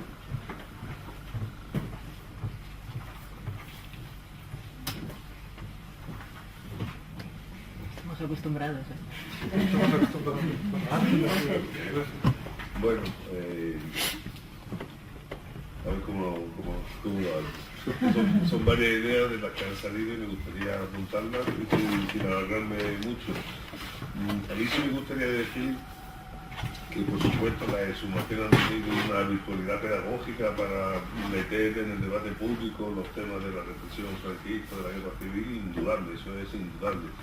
Pero también es cierto que ha habido un eco mediático enorme, que existe un ruido mediático con el tema de la exhumación y de la memoria histórica, y lo sigue existiendo, que tiene que ver también un poco con la historia de este país, que, si os dais cuenta, cualquier cuestión que tenga que ver con aspectos identitarios, de identidad, culturales, existe una respuesta por parte del medio de comunicación de la derecha muy agresiva, y la memoria histórica está ahí, y supongo con lo de las calles, callejeros, la que se arma en cualquier sitio si quiere hacer una remodelación del callejero, o los tweets, esto que hemos visto, ¿no?, del concejal de Madrid o de otro sitio, ese tipo de cuestiones que parece que no son las importantes para la vida de los ciudadanos, la prensa mete ahí, y eso hace que se retrotraigan y que se amparen y se parapeten determinadas administraciones, porque no les gusta ese ruido que hace. Y lo digo porque los temas relacionados con la memoria histórica y las fosas tienen muchísimo eco mediático, muchísima divulgación en medios y tal. Sin embargo, el dinero público que se ha gastado ha sido muy escaso. Las administraciones no ha sido un tema principal para ellas, lo han puesto ahí, no digo de cosmética, hay buena gente trabajando en esta historia, pero no ha sido una política principal. Y voy a poner un ejemplo muy claro que una vez me lo comentó Emilio Silva. Juan Garzón se metió en el tema de la memoria histórica porque estuvo en una exhumación en Colombia. Y alguien, no sé si fuiste tú o alguien, le dijo, ¿y por qué no va a una de España? Y en Andalucía hace poco fueron los distintos grupos parlamentarios del Parlamento andaluz a ver una exhumación en Puerto Real. Y los funcionarios del PP se quedaron consternados, se quedaron flipados, que supuestamente son los que están más en contra del tema, ¿no? O sea, la función pedagógica la tiene. Pero, sin embargo, nunca ha estado un presidente de la Junta de Andalucía o presidenta en una exhumación. Siempre ha ido un vicepresidente o sea, las máximas autoridades, igual que Zapatero, a una exhumación. A todo eso se le da un impulso grande. Si la máxima autoridad está metida ahí. Y lo digo, y por aquí es por donde quiero enfilar el debate, no todas las exhumaciones han sido iguales. Ha habido exhumaciones increíblemente con una riqueza simbólica para generar nuevos sentidos del pasado franquista, que han pasado sin ni pena ni gloria. Y voy a recordar una en Andalucía, en Grazalema, la fosa de las 15 mujeres. Una fosa que además elementos de la extrema derecha y tuvieron ahí su... O sea que de que iban a excavar los arqueólogos había una cabeza de cerdo puesta allí en un palo pinchado, o sea que fue un poco todo eso bastante doloroso. Sin embargo, no se le quiso dar ninguna publicidad. Y una fosa de 15 mujeres y un niño. Y esto tenía que haber sido portada del país como la de Piedrafita de Varias, que está en una fosa que tiene una riqueza científica e histórica tremenda. ¿Sirvió para el vuelo de los familiares? Sí. ¿Tuvo su efecto? Sí. Y se hicieron los informes, pero no tuvo ningún tipo de inmediatez. Y sin embargo, pongo lo contrario, para mí la exhumación más potente que se ha hecho en Andalucía fue la de las 17 mujeres de Guillena. 17 mujeres asesinadas, violadas, vejadas, etcétera, torturadas, enterradas en un pueblo al lado de Guillena, se llama Gerena. Esa exhumación fue visitada por el Instituto de Guillena, fue visitada por montones de asociaciones, se hizo un pedazo de investigación, se sacó un libro, hubo todo un tema para que la propia población se sintiera identificada con ese hecho. Cuando el traslado de los restos de Gerena Guillena se hizo con la policía municipal, abriendo un séquito con un montón de coches con su bandera republicana, etc. La bandera media alta se hizo el vuelo del pueblo con los cadáveres, con los cuerpos de los restos de las 17 mujeres. Eso tuvo una enorme repercusión y tuvo, además, un efecto multiplicador en el tema de la memoria, porque hay que también decir aquí que los grupos memorialistas no son los que vinculan la memoria, hay muchos más grupos. Y por ejemplo, la acción el tiempo que duró la exhumación de las 17 mujeres de Guillena, fueron muchísima gente de otros colectivos a ver aquella fosa y se quedaron perfectamente, o sea, se quedaron profundamente impresionados, ¿no? por aquello, conocer a los descendientes, a las familias, y se me ocurre el hecho que podéis buscarlo en internet, en YouTube, si ponéis acción de las mujeres ante la tumba de Equipo de Llano en Sevilla, como un grupo de mujeres libertarias, feministas, que van a ver eso, hacen un pedazo de acción que tuvo un montón de eco, ¿no? Ante la tumba del genocida, ¿no? En Andalucía, Equipo de Llano, en la Basílica de la Macarena. Y por esto, más o menos, que quiero decir que existen exhumaciones y exhumaciones, no todas son iguales, unas tienen una enorme virtualidad pedagógica y mediática, y creo que son las que nos enseñan a reconocerse en la historia, porque ya saldrá en otro momento y habrá que reflexionarlo aquí, el desconocimiento que se tiene. Aquí hay varios profesores, no sé cómo lo verán, pero yo voy llegando todos los años, veo venir a los alumnos que salen de los institutos, también en condición de la amiga de Bauhaus, voy a muchos institutos a dar charlas, y el desconocimiento de la historia es bastante grande, hay que decirlo, ¿eh? O sea, que la gente, precisamente cuando se le habla de estos temas, lo que saben es por lo de las fosas que ven en la televisión, los medios de comunicación, no por lo que le han enseñado en el instituto, y bueno, ya todo podrá salir de otro momento. Sí, yo vamos a intentar animar también. Bueno, yo creo que una de las cosas que se ha hecho y que yo comparto es la vergüenza comparativa. Este país es distinto a cualquier otro país y también incluso cuando venía gente de fuera a conocer lo que se estaba haciendo, yo creo que se daban cuenta y nosotros nos dábamos cuenta, que es increíble. Esa vergüenza comparativa y ese llegar tan tarde, yo creo que ha confundido a veces también lo urgente y lo necesario. Lo urgente que es también dignificar y hacer las fosas no debería estar, o no debería ser una función que esté privatizada o hecha con los recursos que se puede y como se puede, y eso ha centrado mucho también la cosa en eso y no a lo mejor en articularse de otra manera. Tercera cuestión, yo creo que hay un intento, y es transversal, de privatizar la memoria o individualizarla. Y lo digo incluso desde mi disciplina, de la psicología y demás, ¿no? Yo creo que a veces nos confundimos o nos hemos hecho trampas. Yo creo que las fosas son absolutamente necesarias, acompañar a las víctimas es absolutamente necesario, el poner a las víctimas en el centro es absolutamente necesario, pero es verdad que a veces a lo que se ha intentado jugar, y se jugaba también en la ley de memoria y demás, es a individualizar, a decir, bueno, esto sí, pero solo esto, o esto sí, pero no habléis de más. Esto es incluso en discursos de la derecha, ¿no?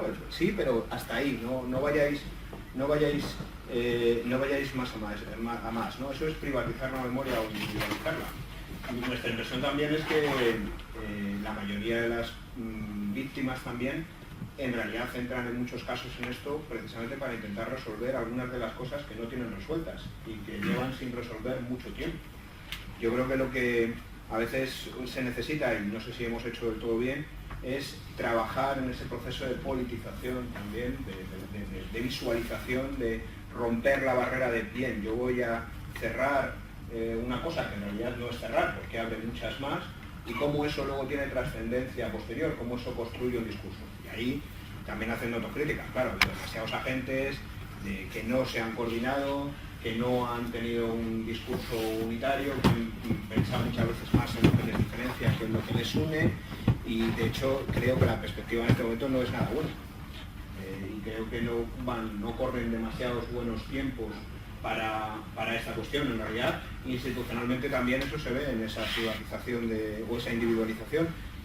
Las leyes sobre fosas o mapas sobre fosas sí, y hay un cierto consenso, pero no vayáis más allá. No habléis de esto más allá de lo que sea el dolor individualizado y el cubrir el dolor individualizado. No meneéis el árbol y vamos a mantener las cosas lo más tranquilas posibles. Y yo creo que en el movimiento a veces quizás ha fallado también en menearlo entre todos, porque o lo meneamos entre todos o, digo, desde distintos sitios, desde la ciencia, el movimiento, las instituciones, o tenemos un problema, y ese es el problema de aquí.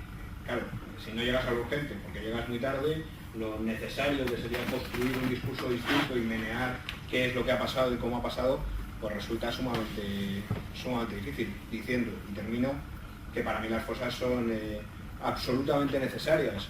Primero porque han abierto el diálogo y segundo porque es una cuestión implanteable, es que es una cuestión de derechos humanos, que los familiares tienen derecho aquí y en cualquier parte a que se cubran sus necesidades y tienen que estar en el centro del debate. Nosotros nos ponemos, y creo que esa es la actitud, siempre al servicio de esos familiares que son los que tienen que decidir y nosotros acompañarlos.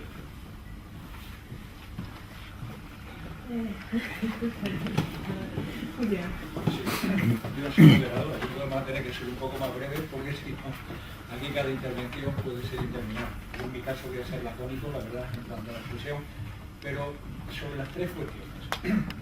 Emilio, una conversación, el tema de las fosas. Está muy bien la metáfora, ¿eh? Es decir, esto realmente es una conversación, en tanto en cuanto es una conversación con el pasado, su contenido, pero por favor, no nos perdamos en lo terminológico.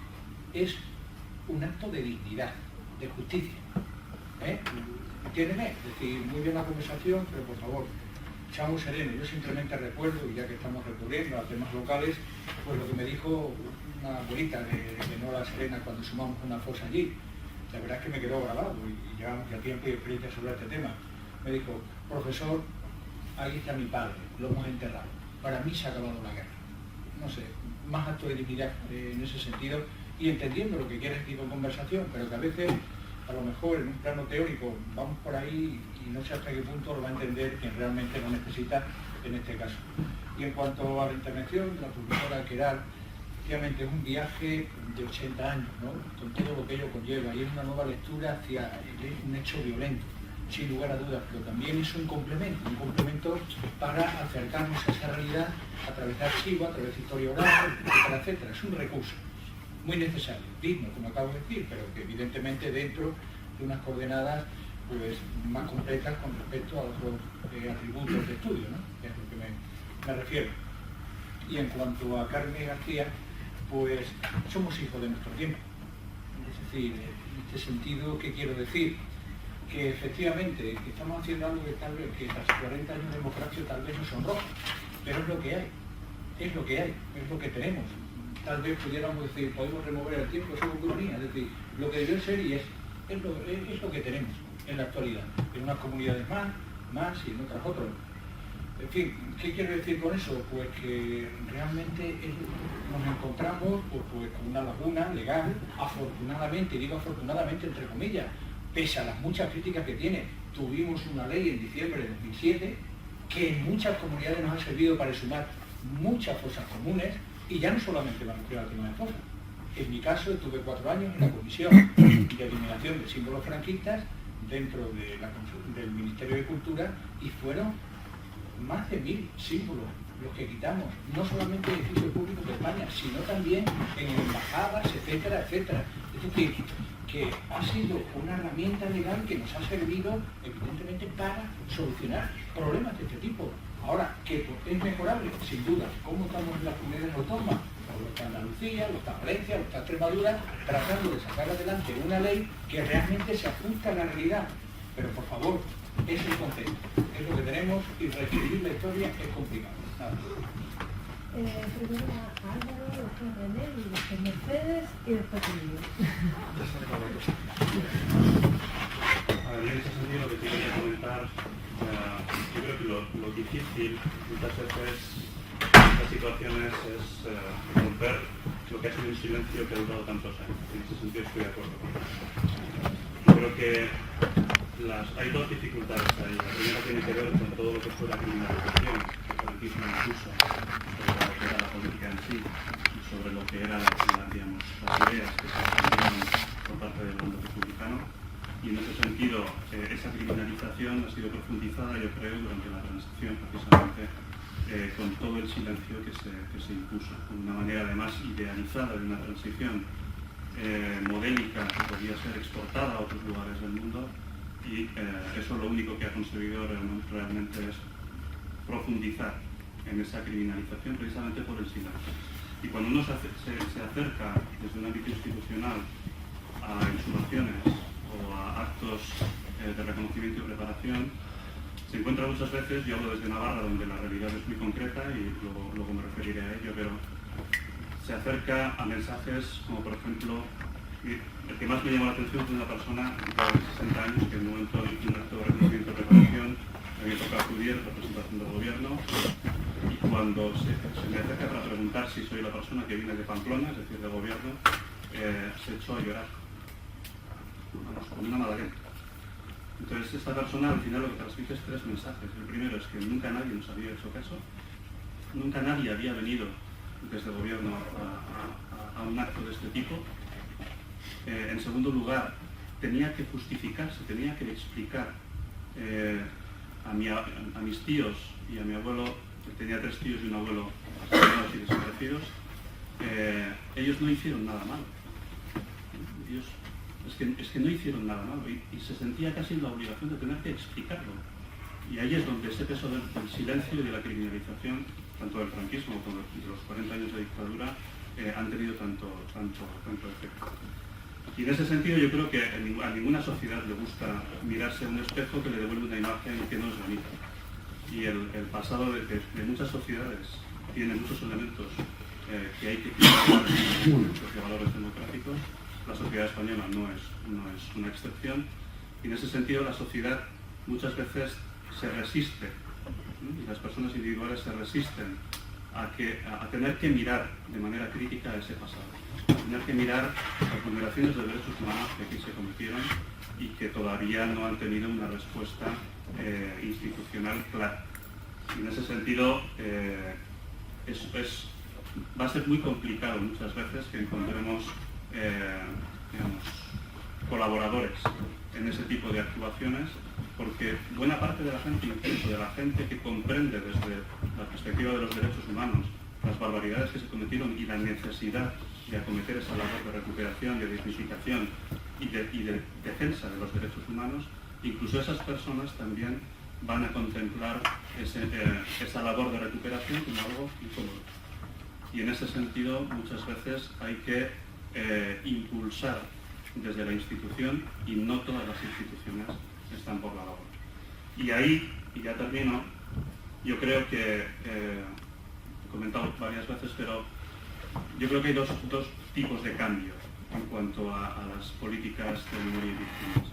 Un cambio que puede ser más coyuntural, que debe ser muy importante en todo lo que es la elaboración de normativa que nos permita precisamente avanzar en estos aspectos, pero hay un cambio mucho más profundo, y es la toma de conciencia por parte de la sociedad, de la mayoría de la población, de la necesidad de esas políticas, de la normalización de esas políticas, de que esas políticas no son algo que viene de un gobierno de un signo determinado, sino que deben ser las políticas que responden a la normalidad, a lo que una sociedad democrática debe acometer.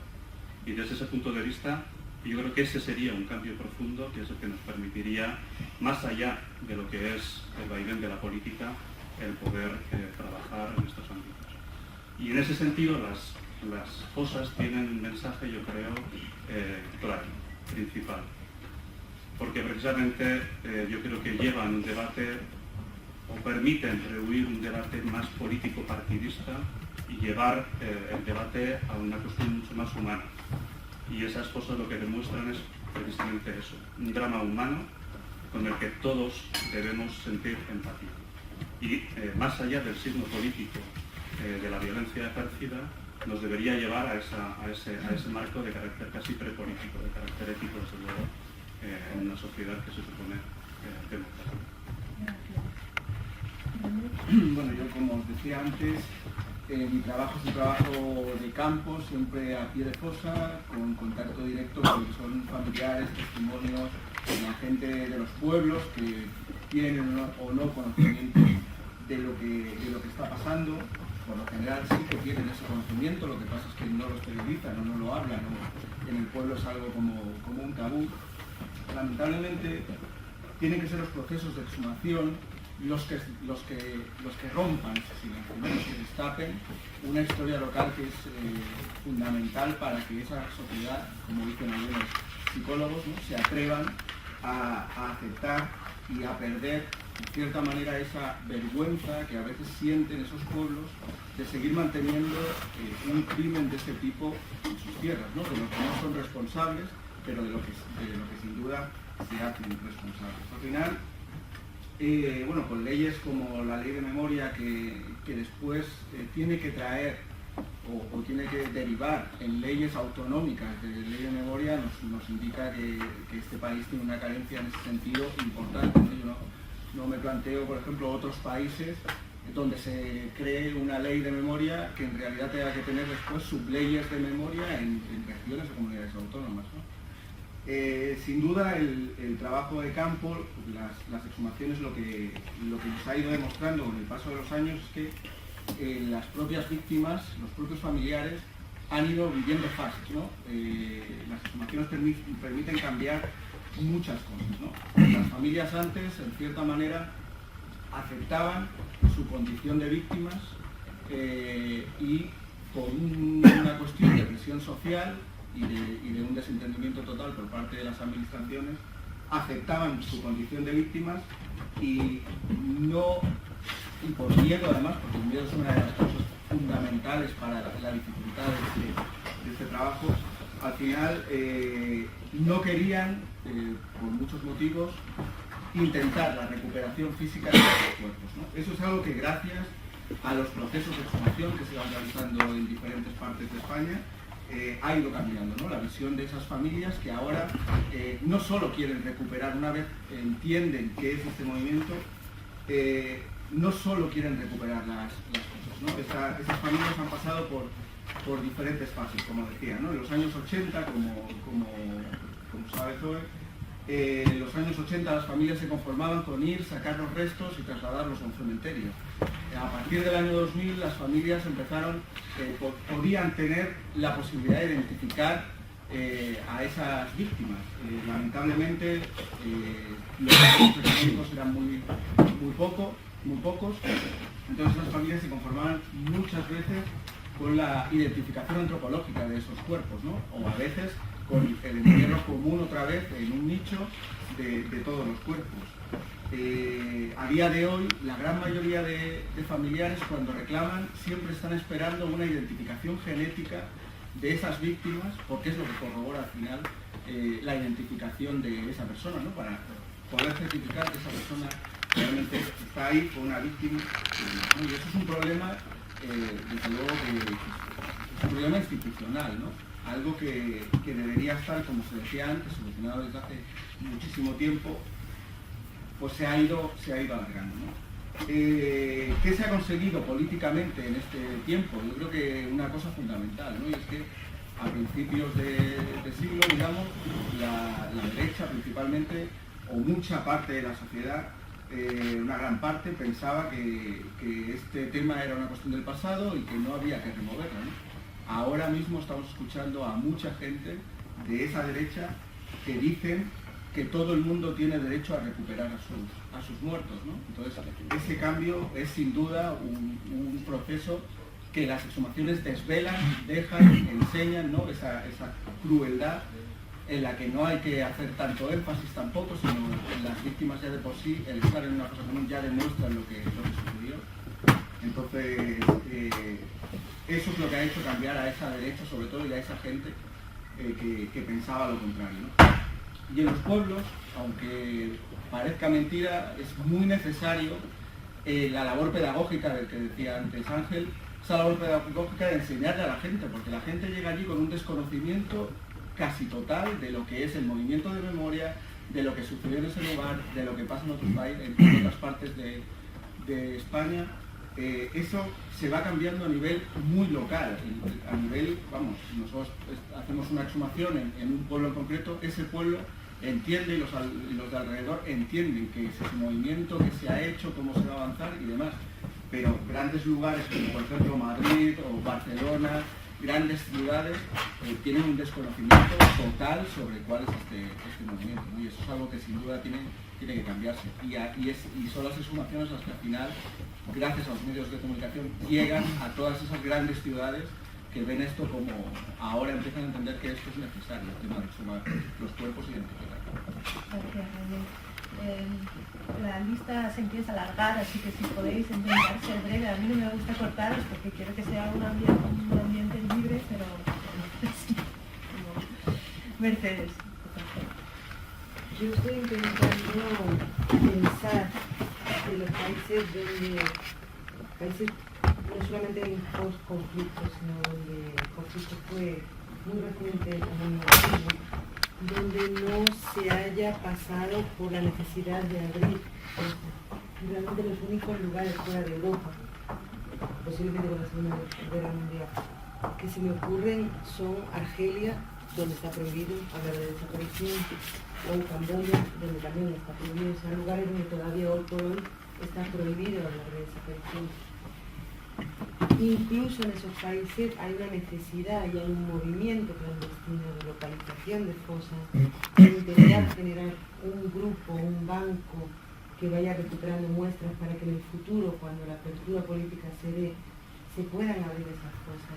O sea, yo sí creo que, y retomo el término que usó Emilio, hay una conversación, hay un diálogo que hace falta, no sé si para empezar o para completar, pero sí tiene que estar. Tiene que haber ese diálogo en el que yo unilateralmente no cuento la historia como yo pasa, sino en la que tengo que ir y volver a ver cómo fue.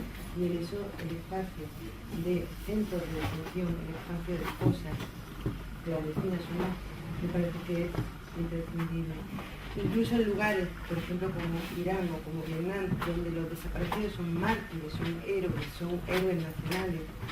El primer paso, con toda la posibilidad de política de memoria de sacrificio, el primer paso es exhumar, porque hay una parte de dignidad de justicia, que pasa también por la recuperación de esos restos legítimamente para sus familiares.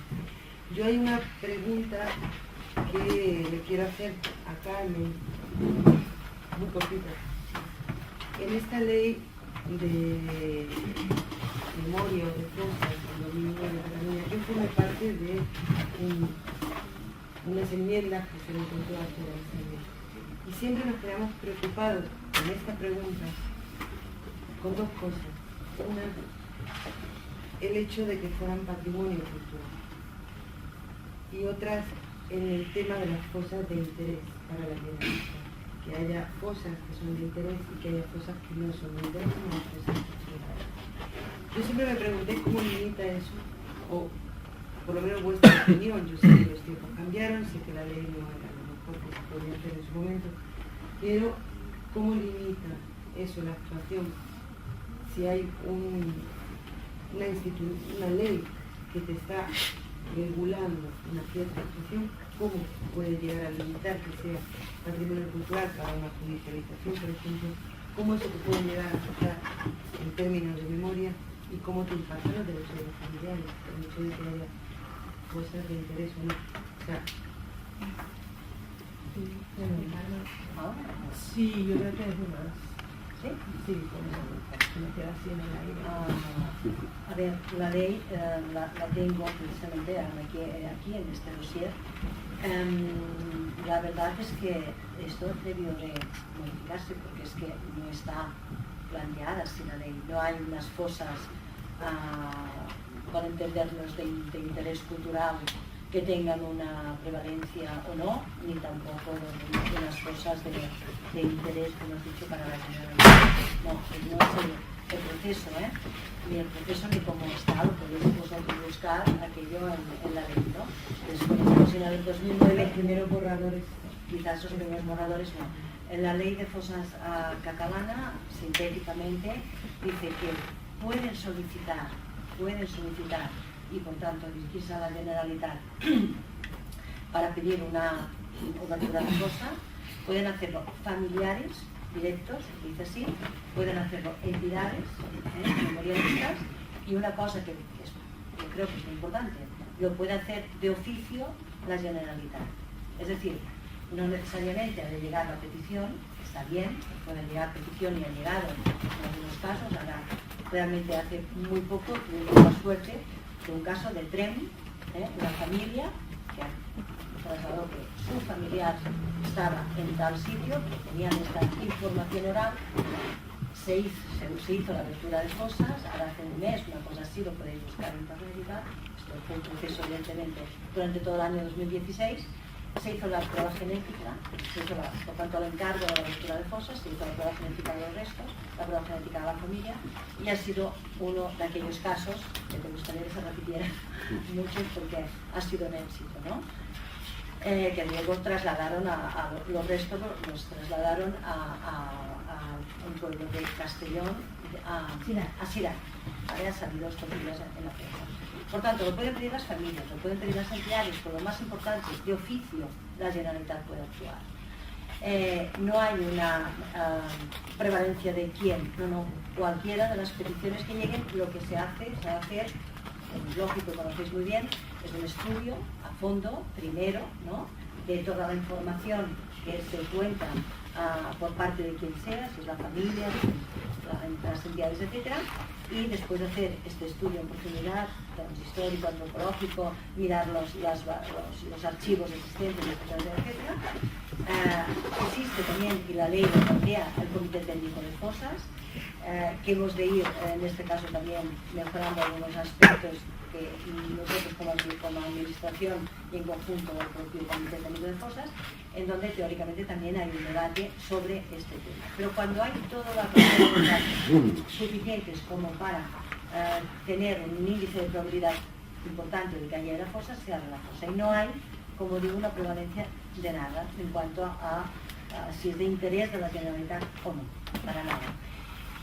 Aprovecho y ya no interviene después porque lo hubiera pedido.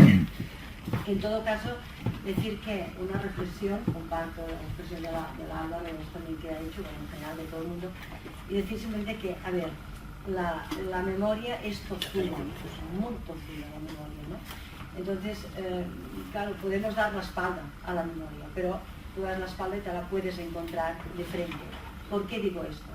Fijaros que en el caso al menos de Cataluña, cuando os he dicho que en el año 2016 hemos hecho 20 actuaciones en superficie, os estoy diciendo que puedes caminar todavía hoy, ¿de acuerdo? Por muchos lugares, fundamentalmente más, porque fueron miles y miles y miles y miles, en las Terras del Ebre y encontrarte restos. Es que esta es la realidad. La realidad es que la historia aflora, que claro, que fueron enterrados, ¿no? Como fueron, pero evidentemente aflora la historia porque no hemos hecho el trabajo que tenemos que hacer. Entonces, que hoy, después de 80 años, puedas caminar y hacer senderismo, o los trabajadores del campo, los payeses, etcétera, todavía encontrar restos a remover la tierra, bien, es que, como se ha dicho, es que estamos hablando de una asignatura pendiente que va a aflorar, nos guste o no nos guste, seguramente, en cada territorio de una manera diferente, porque las cosas son diferentes también y la situación es diferente en cada territorio, pero es esto lo que tenemos encima de la mesa, ¿no? Es indudable que es un derecho, como se ha dicho también, yo también lo he dicho, repetirlo, un derecho que solamente ya, porque es un derecho al margen de la cuestión que cada uno pudiéramos pensar ética, de valores o incluso ideológica, solamente ya por la cuestión del derecho, es que me parece que nos hemos de poner. Sí, eso es un debate teórico también muy fuerte, ¿no? El derecho de los muertos, cómo entra esto en el tema de los derechos humanos. Sí, si es una responsabilidad nuestra frente a los muertos o si es un derecho directamente de los que están enterrados. Emilio. Bueno, yo quería contestar a Julián cuando hablaba de la conversación, no lo digo en un sentido metafórico, yo lo digo como un hecho que ocurre y que me ha ocurrido a mí personalmente en mi familia. Quiero decir que incluso podría ir a la etimología de la palabra, que quiere decir dar una vuelta con o dar la vuelta con, y esto es darle la vuelta a un proceso que ha estado del revés y que nos hace ser un país que está del revés. Y una pequeña aclaración, la ley de la memoria histórica no ha sacado a ni una sola persona de una cosa. Las subvenciones son de enero del año 2006, 2 años antes de que existiera la ley.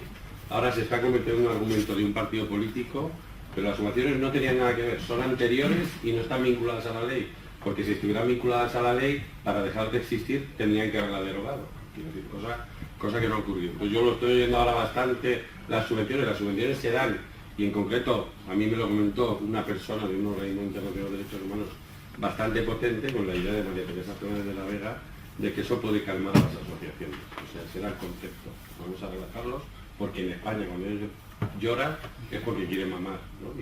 Y la filosofía poesa, de hecho, su propia existencia es tremendamente vergonzosa, quiero decir, en sí mismo. Nadie puede presumir de subvencionar los derechos humanos, porque nadie va a subvencionarle a una víctima del terrorismo las necesidades que tenga por haber sido víctima, ¿no? Para repararse. Pues no ha sacado ni una sola ley, no ha sacado ni una sola cosa de donde estaba. O sea, es una cuestión hecha antes y con esa intención política. Entre otras cosas, porque aquí hay gente que estuvo reunida con el gobierno y a nosotros se nos dijo el 29 de noviembre del año 2004 que la ley estaría en el BOE en marzo del 2005. Y en cambio estuvo en diciembre del 2007. O sea, 3 años después de que nos reunimos, ¿no? Entonces, quiero decir, formaba parte de lo que ocurriera dentro del gobierno y del partido gobierno, y de una forma casi de relajar la tensión social que se estaba dando, ¿no? Y yo ahora voy a dar las gracias otra vez a este grupo porque me parece tremendamente interesante. Yo nunca he tenido conversaciones así con responsables políticos que tengan posibilidad de gestionar y tomar decisiones desde instituciones, ¿no? En 16 años. O sea, no he conocido algo así donde podamos estar intercambiando información y donde seamos y donde conversemos. Ahí añado la palabra, ¿no?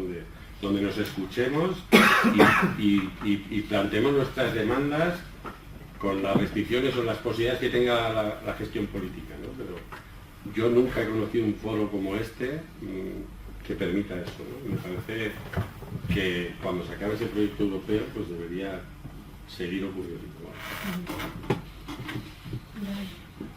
Yo esa idea también la tengo, que un espacio de reflexión y de escucharnos hace muchísima falta, porque cada uno nos construimos un poco desde nuestro lugar, nuestro funcionamiento, nuestras ideas, etcétera, pero yo creo que hace falta muchísimo este tipo de foros, incluso que para muchas cosas se hicieran, fuéramos un tema que ya se hablará así. Yo dos detalles quería decir, que la mayor parte de lo que ha pasado en el tema de memoria histórica en este país ha ido a caballo de las exhumaciones totalmente, pero que las exhumaciones, ¿quién las solicita? ¿No? ¿Qué es lo que son? ¿No? Son realmente procesos familiares particulares, ¿no?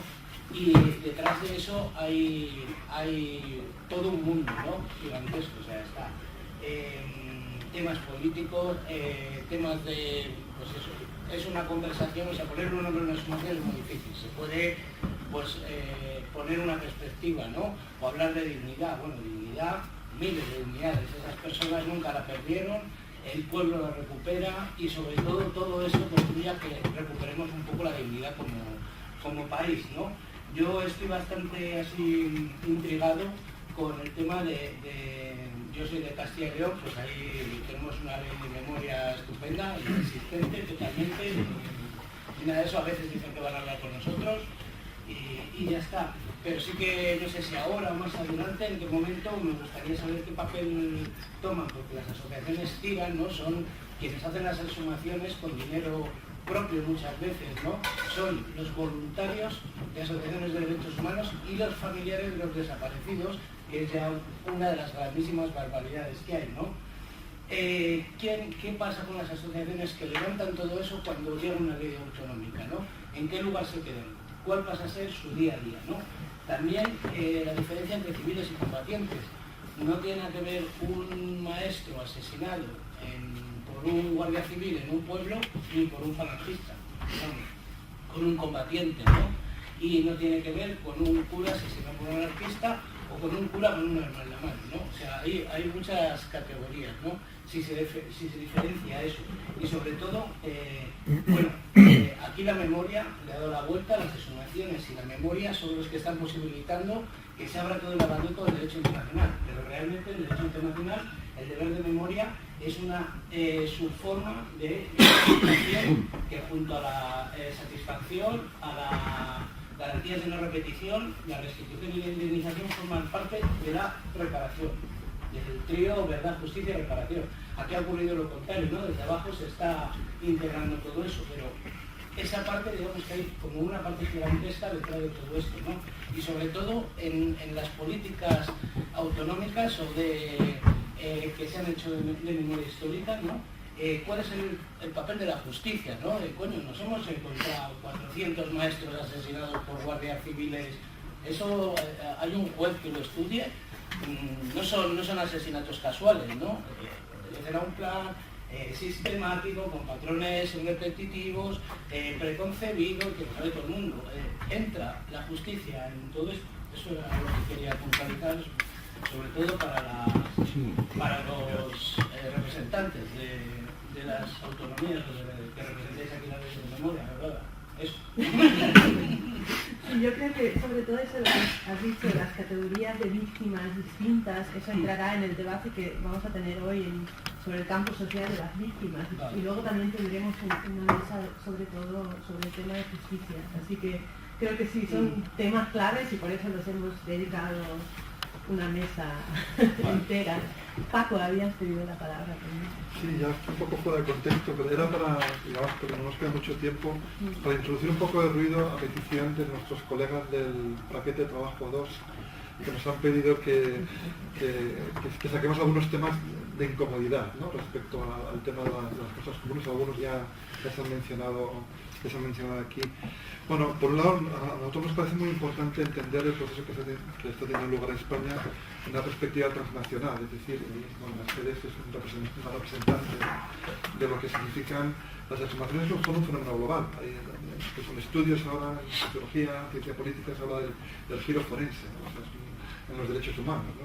Digamos que es un nuevo imaginario para pensar el pasado a través de estas prácticas forenses, de estas tecnologías forenses, y eso creemos que es algo interesante para traer al caso español, y siempre desde nuestro equipo aquí en el CSIC hemos intentado analizar el caso español en relación, pues lo que dices tú, pues, con Camboya, con Argentina, con Chile, porque si aquí desde el punto de vista de las comunidades autónomas o incluso de alguna provincia hay diferencias importantísimas, cuando coges a España y la comparas con lo que está pasando en Bosnia, por ejemplo, o en Polonia, que es nuestro reto ahora, pues es muy importante. Entonces no quería que se perdiera de vista esta idea de que formamos parte de un proceso mucho más global, en el cual es un hecho que las exhumaciones se han convertido en una herramienta de derechos humanos, y queremos entender por qué en el siglo XXI de repente estas nuevas estrategias de tocar huesos, por decirlo de alguna manera, han tomado, sobre violencia del siglo XX, ¿no? Han tomado esa preponderancia, y no tenemos las claves, estamos tratando de analizarlo. Y por otro lado también quería hablar, pues estuvimos cuando hemos montado esta historia con Maraya y tal, en algún momento nos ha surgido la idea de invitar personas de otras sensibilidades políticas más opuestas a las exhumaciones, no desde el punto de vista ideológico dentro de la izquierda, sino pues invitar a la Hermandad de Mártires de Paracollos del Jarama, etcétera, etcétera.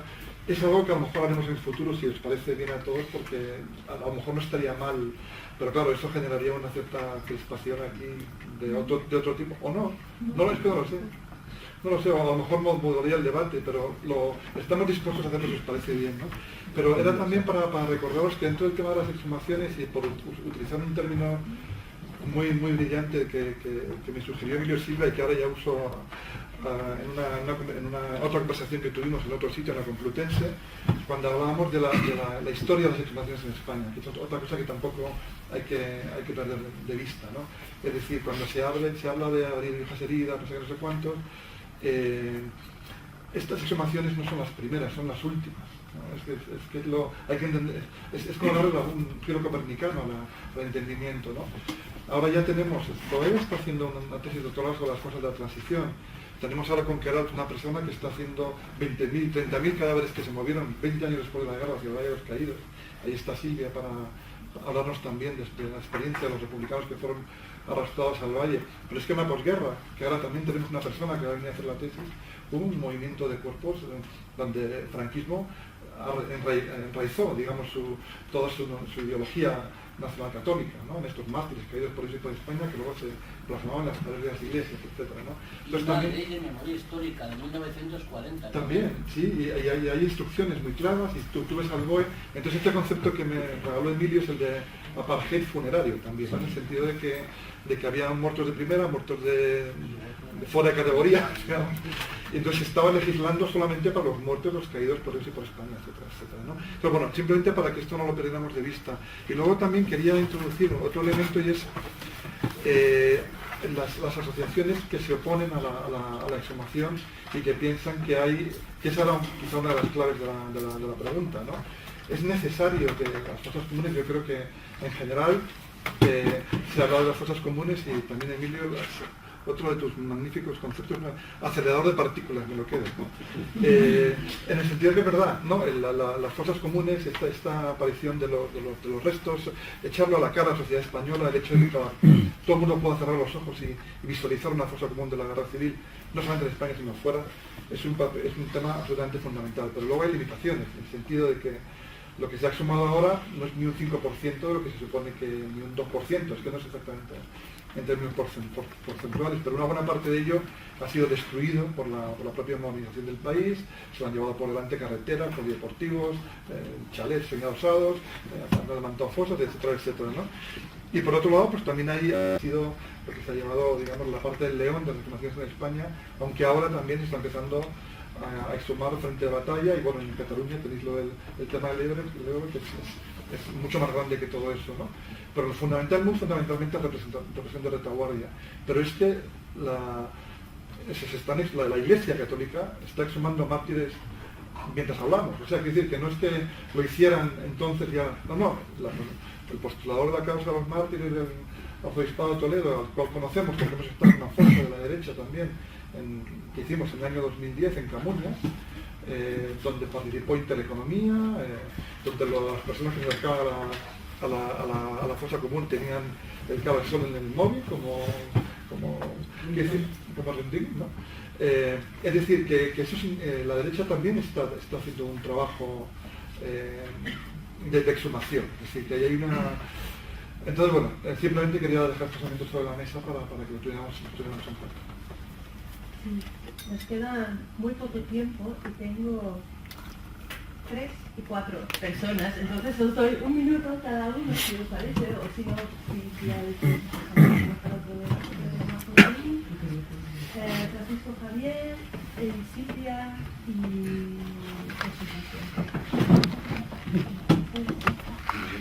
porque hay poco tiempo y porque me han pisado la economía. Yo quería plantear, bueno, desde el Gobierno de Navarra existe un compromiso firme con las exhumaciones. Seguimos hablando durante la hora y media de que las cosas hay que abrirlas.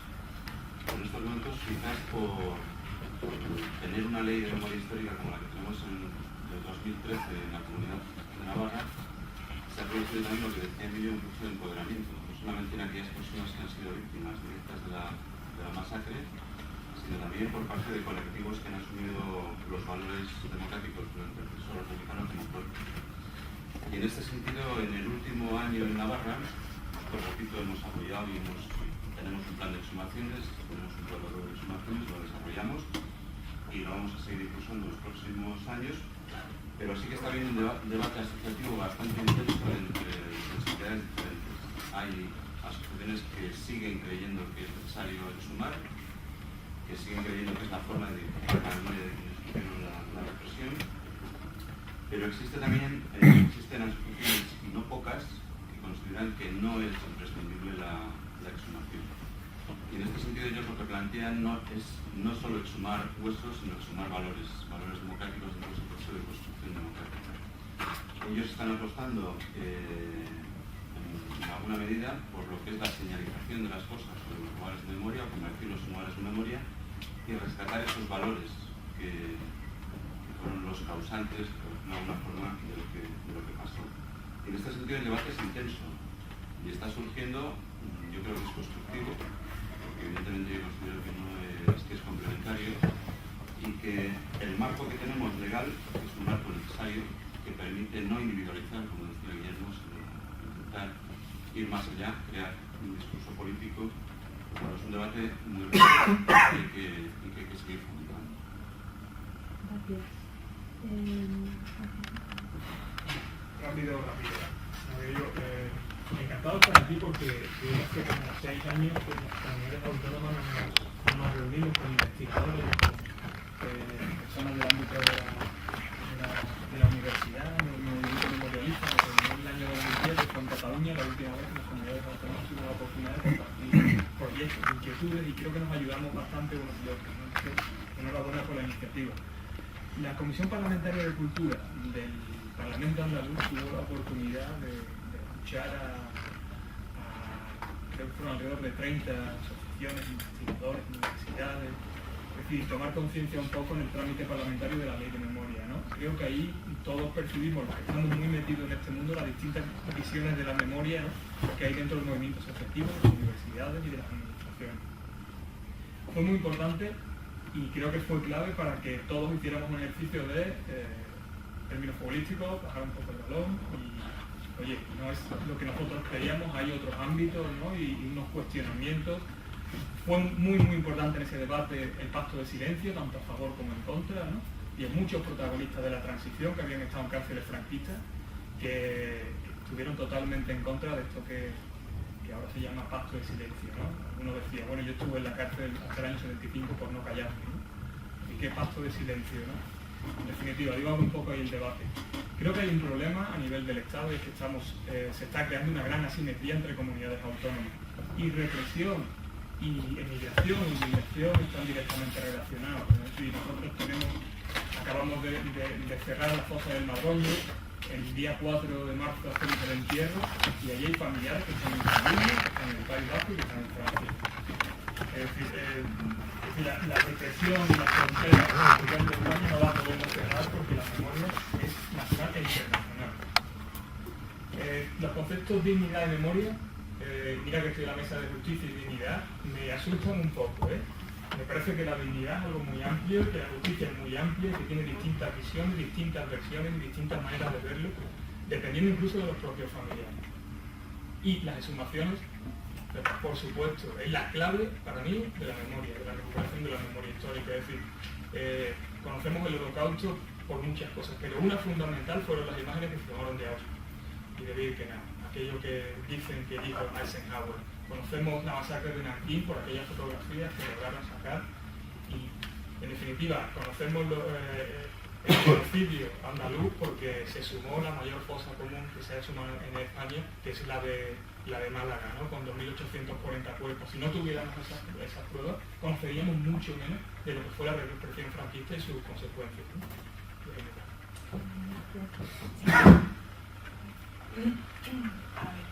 La primera pregunta hace alusión a si es necesario abrir las fosas. Nosotros, los familiares que pretendemos exhumar a nuestros seres queridos del Valle de los Caídos, así lo creemos. La fosa del Valle de los Caídos es la mayor fosa de España y no se nos permite, ni siquiera con un auto judicial muy reciente, de abril de 2016, exhumarlos. Alguien ha hablado aquí del dolor de las familias, pero yo creo que cuando hablamos de exhumar y de fosas, hay una cuestión que va más allá. En el Valle de los Caídos ni siquiera nos permiten, yo he ido de visita, he pagado mi entrada, y ni siquiera se nos permite la aproximación física a lo que es la puerta que da acceso a los osarios. La única vez que he podido estar cerca de los osarios fue en 2010, cuando el gobierno Zapatero nos convoca para ver si se pueden abrir las fosas, y luego hace la comisión de expertos del Valle de los Caídos, con la que está Paco, la subcomisión de fosas. Es la única vez que he podido estar cerca de donde está enterrado mi familiar. Es la única vez que los familiares pudimos siquiera acercarnos a ese lugar en el que están secuestrados los restos. Yo me pregunto qué ha pasado en el Estado español para que en 1980 el grupo de familiares de la Comunidad de Navarra sí pudieran llevarse los restos de 133 personas y hoy no se puede. Habiendo, como digo, ya una sentencia firme de un juez. Para nosotros, como digo, es muy importante que se exhumen las fosas. ¿Por qué no se quiere exponer la violencia en crudo, como dice la pregunta, que emana del Valle de los Caídos? Para mí no hay posconflicto, hay conflicto. O sea, ahora mismo intentar exhumar el Valle de los Caídos significa enfrentarte a muchos demonios que están ocultos en intentados en este momento. Gracias, Silvia. ¿Podría hablar más tarde, después, cuando me toque? Te toca ahora. Ya, pero digo por no romper. Sí, hemos pasado ya 5 minutos de la hora del café. Igual, si quieres decir algo breve como para cerrar la discusión. 2 minutos, por lo menos. Sí. Una cosa, ya hay soluciones pendientes de parte de la derecha sala. Quieren a sus muertos como Dios manda, decimos en este país, ¿por qué no? Faltan más a las otras ideas o a las otras tendencias, a las otras. Decía tan perfectamente claro cuando se abren las cosas, pero es muy bonita esa idea de conversación que es mucho más profunda y que no está perdida. Y en esa conversación se oyen cosas como alguien ha contado, esa señora se ha acabado la guerra, que llora solo porque ha llegado alguien del gobierno, o este señor que a mí me decía en una de las aperturas de esas cosas de los años 80, de la que también yo hablaré esta tarde, decía, yo ya sé por qué he nacido porque tenía que enterrar a mi padre, o saber dónde estaba, tendría que encontrar a mi padre, que estaba allí en aquella fosa. Y yo creo que ahí hay recuperación, hay dignidad en estas familias, que a veces no sabemos muy bien, o sabemos muy bien lo que querían, y que querían esa recuperación, y en esa recuperación hay dignidad.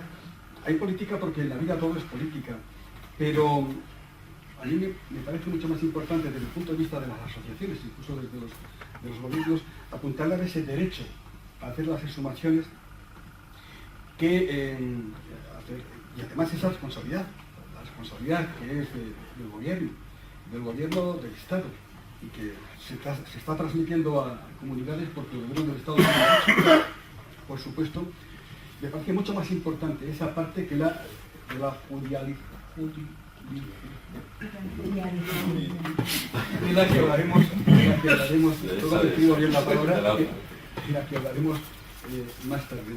Me parece que es mucho más importante desde el punto de vista de nuestro compromiso y de lo que hemos visto, esa enorme capacidad, y que muchas de las veces nosotros trasladamos de otra manera a lo que significan otros intereses, por supuesto perfectamente lícitos, que son más políticos, que son más militantes, y que a veces luego cuando los estamos planteando realmente los estamos justificando con frases como la que se acabó la guerra.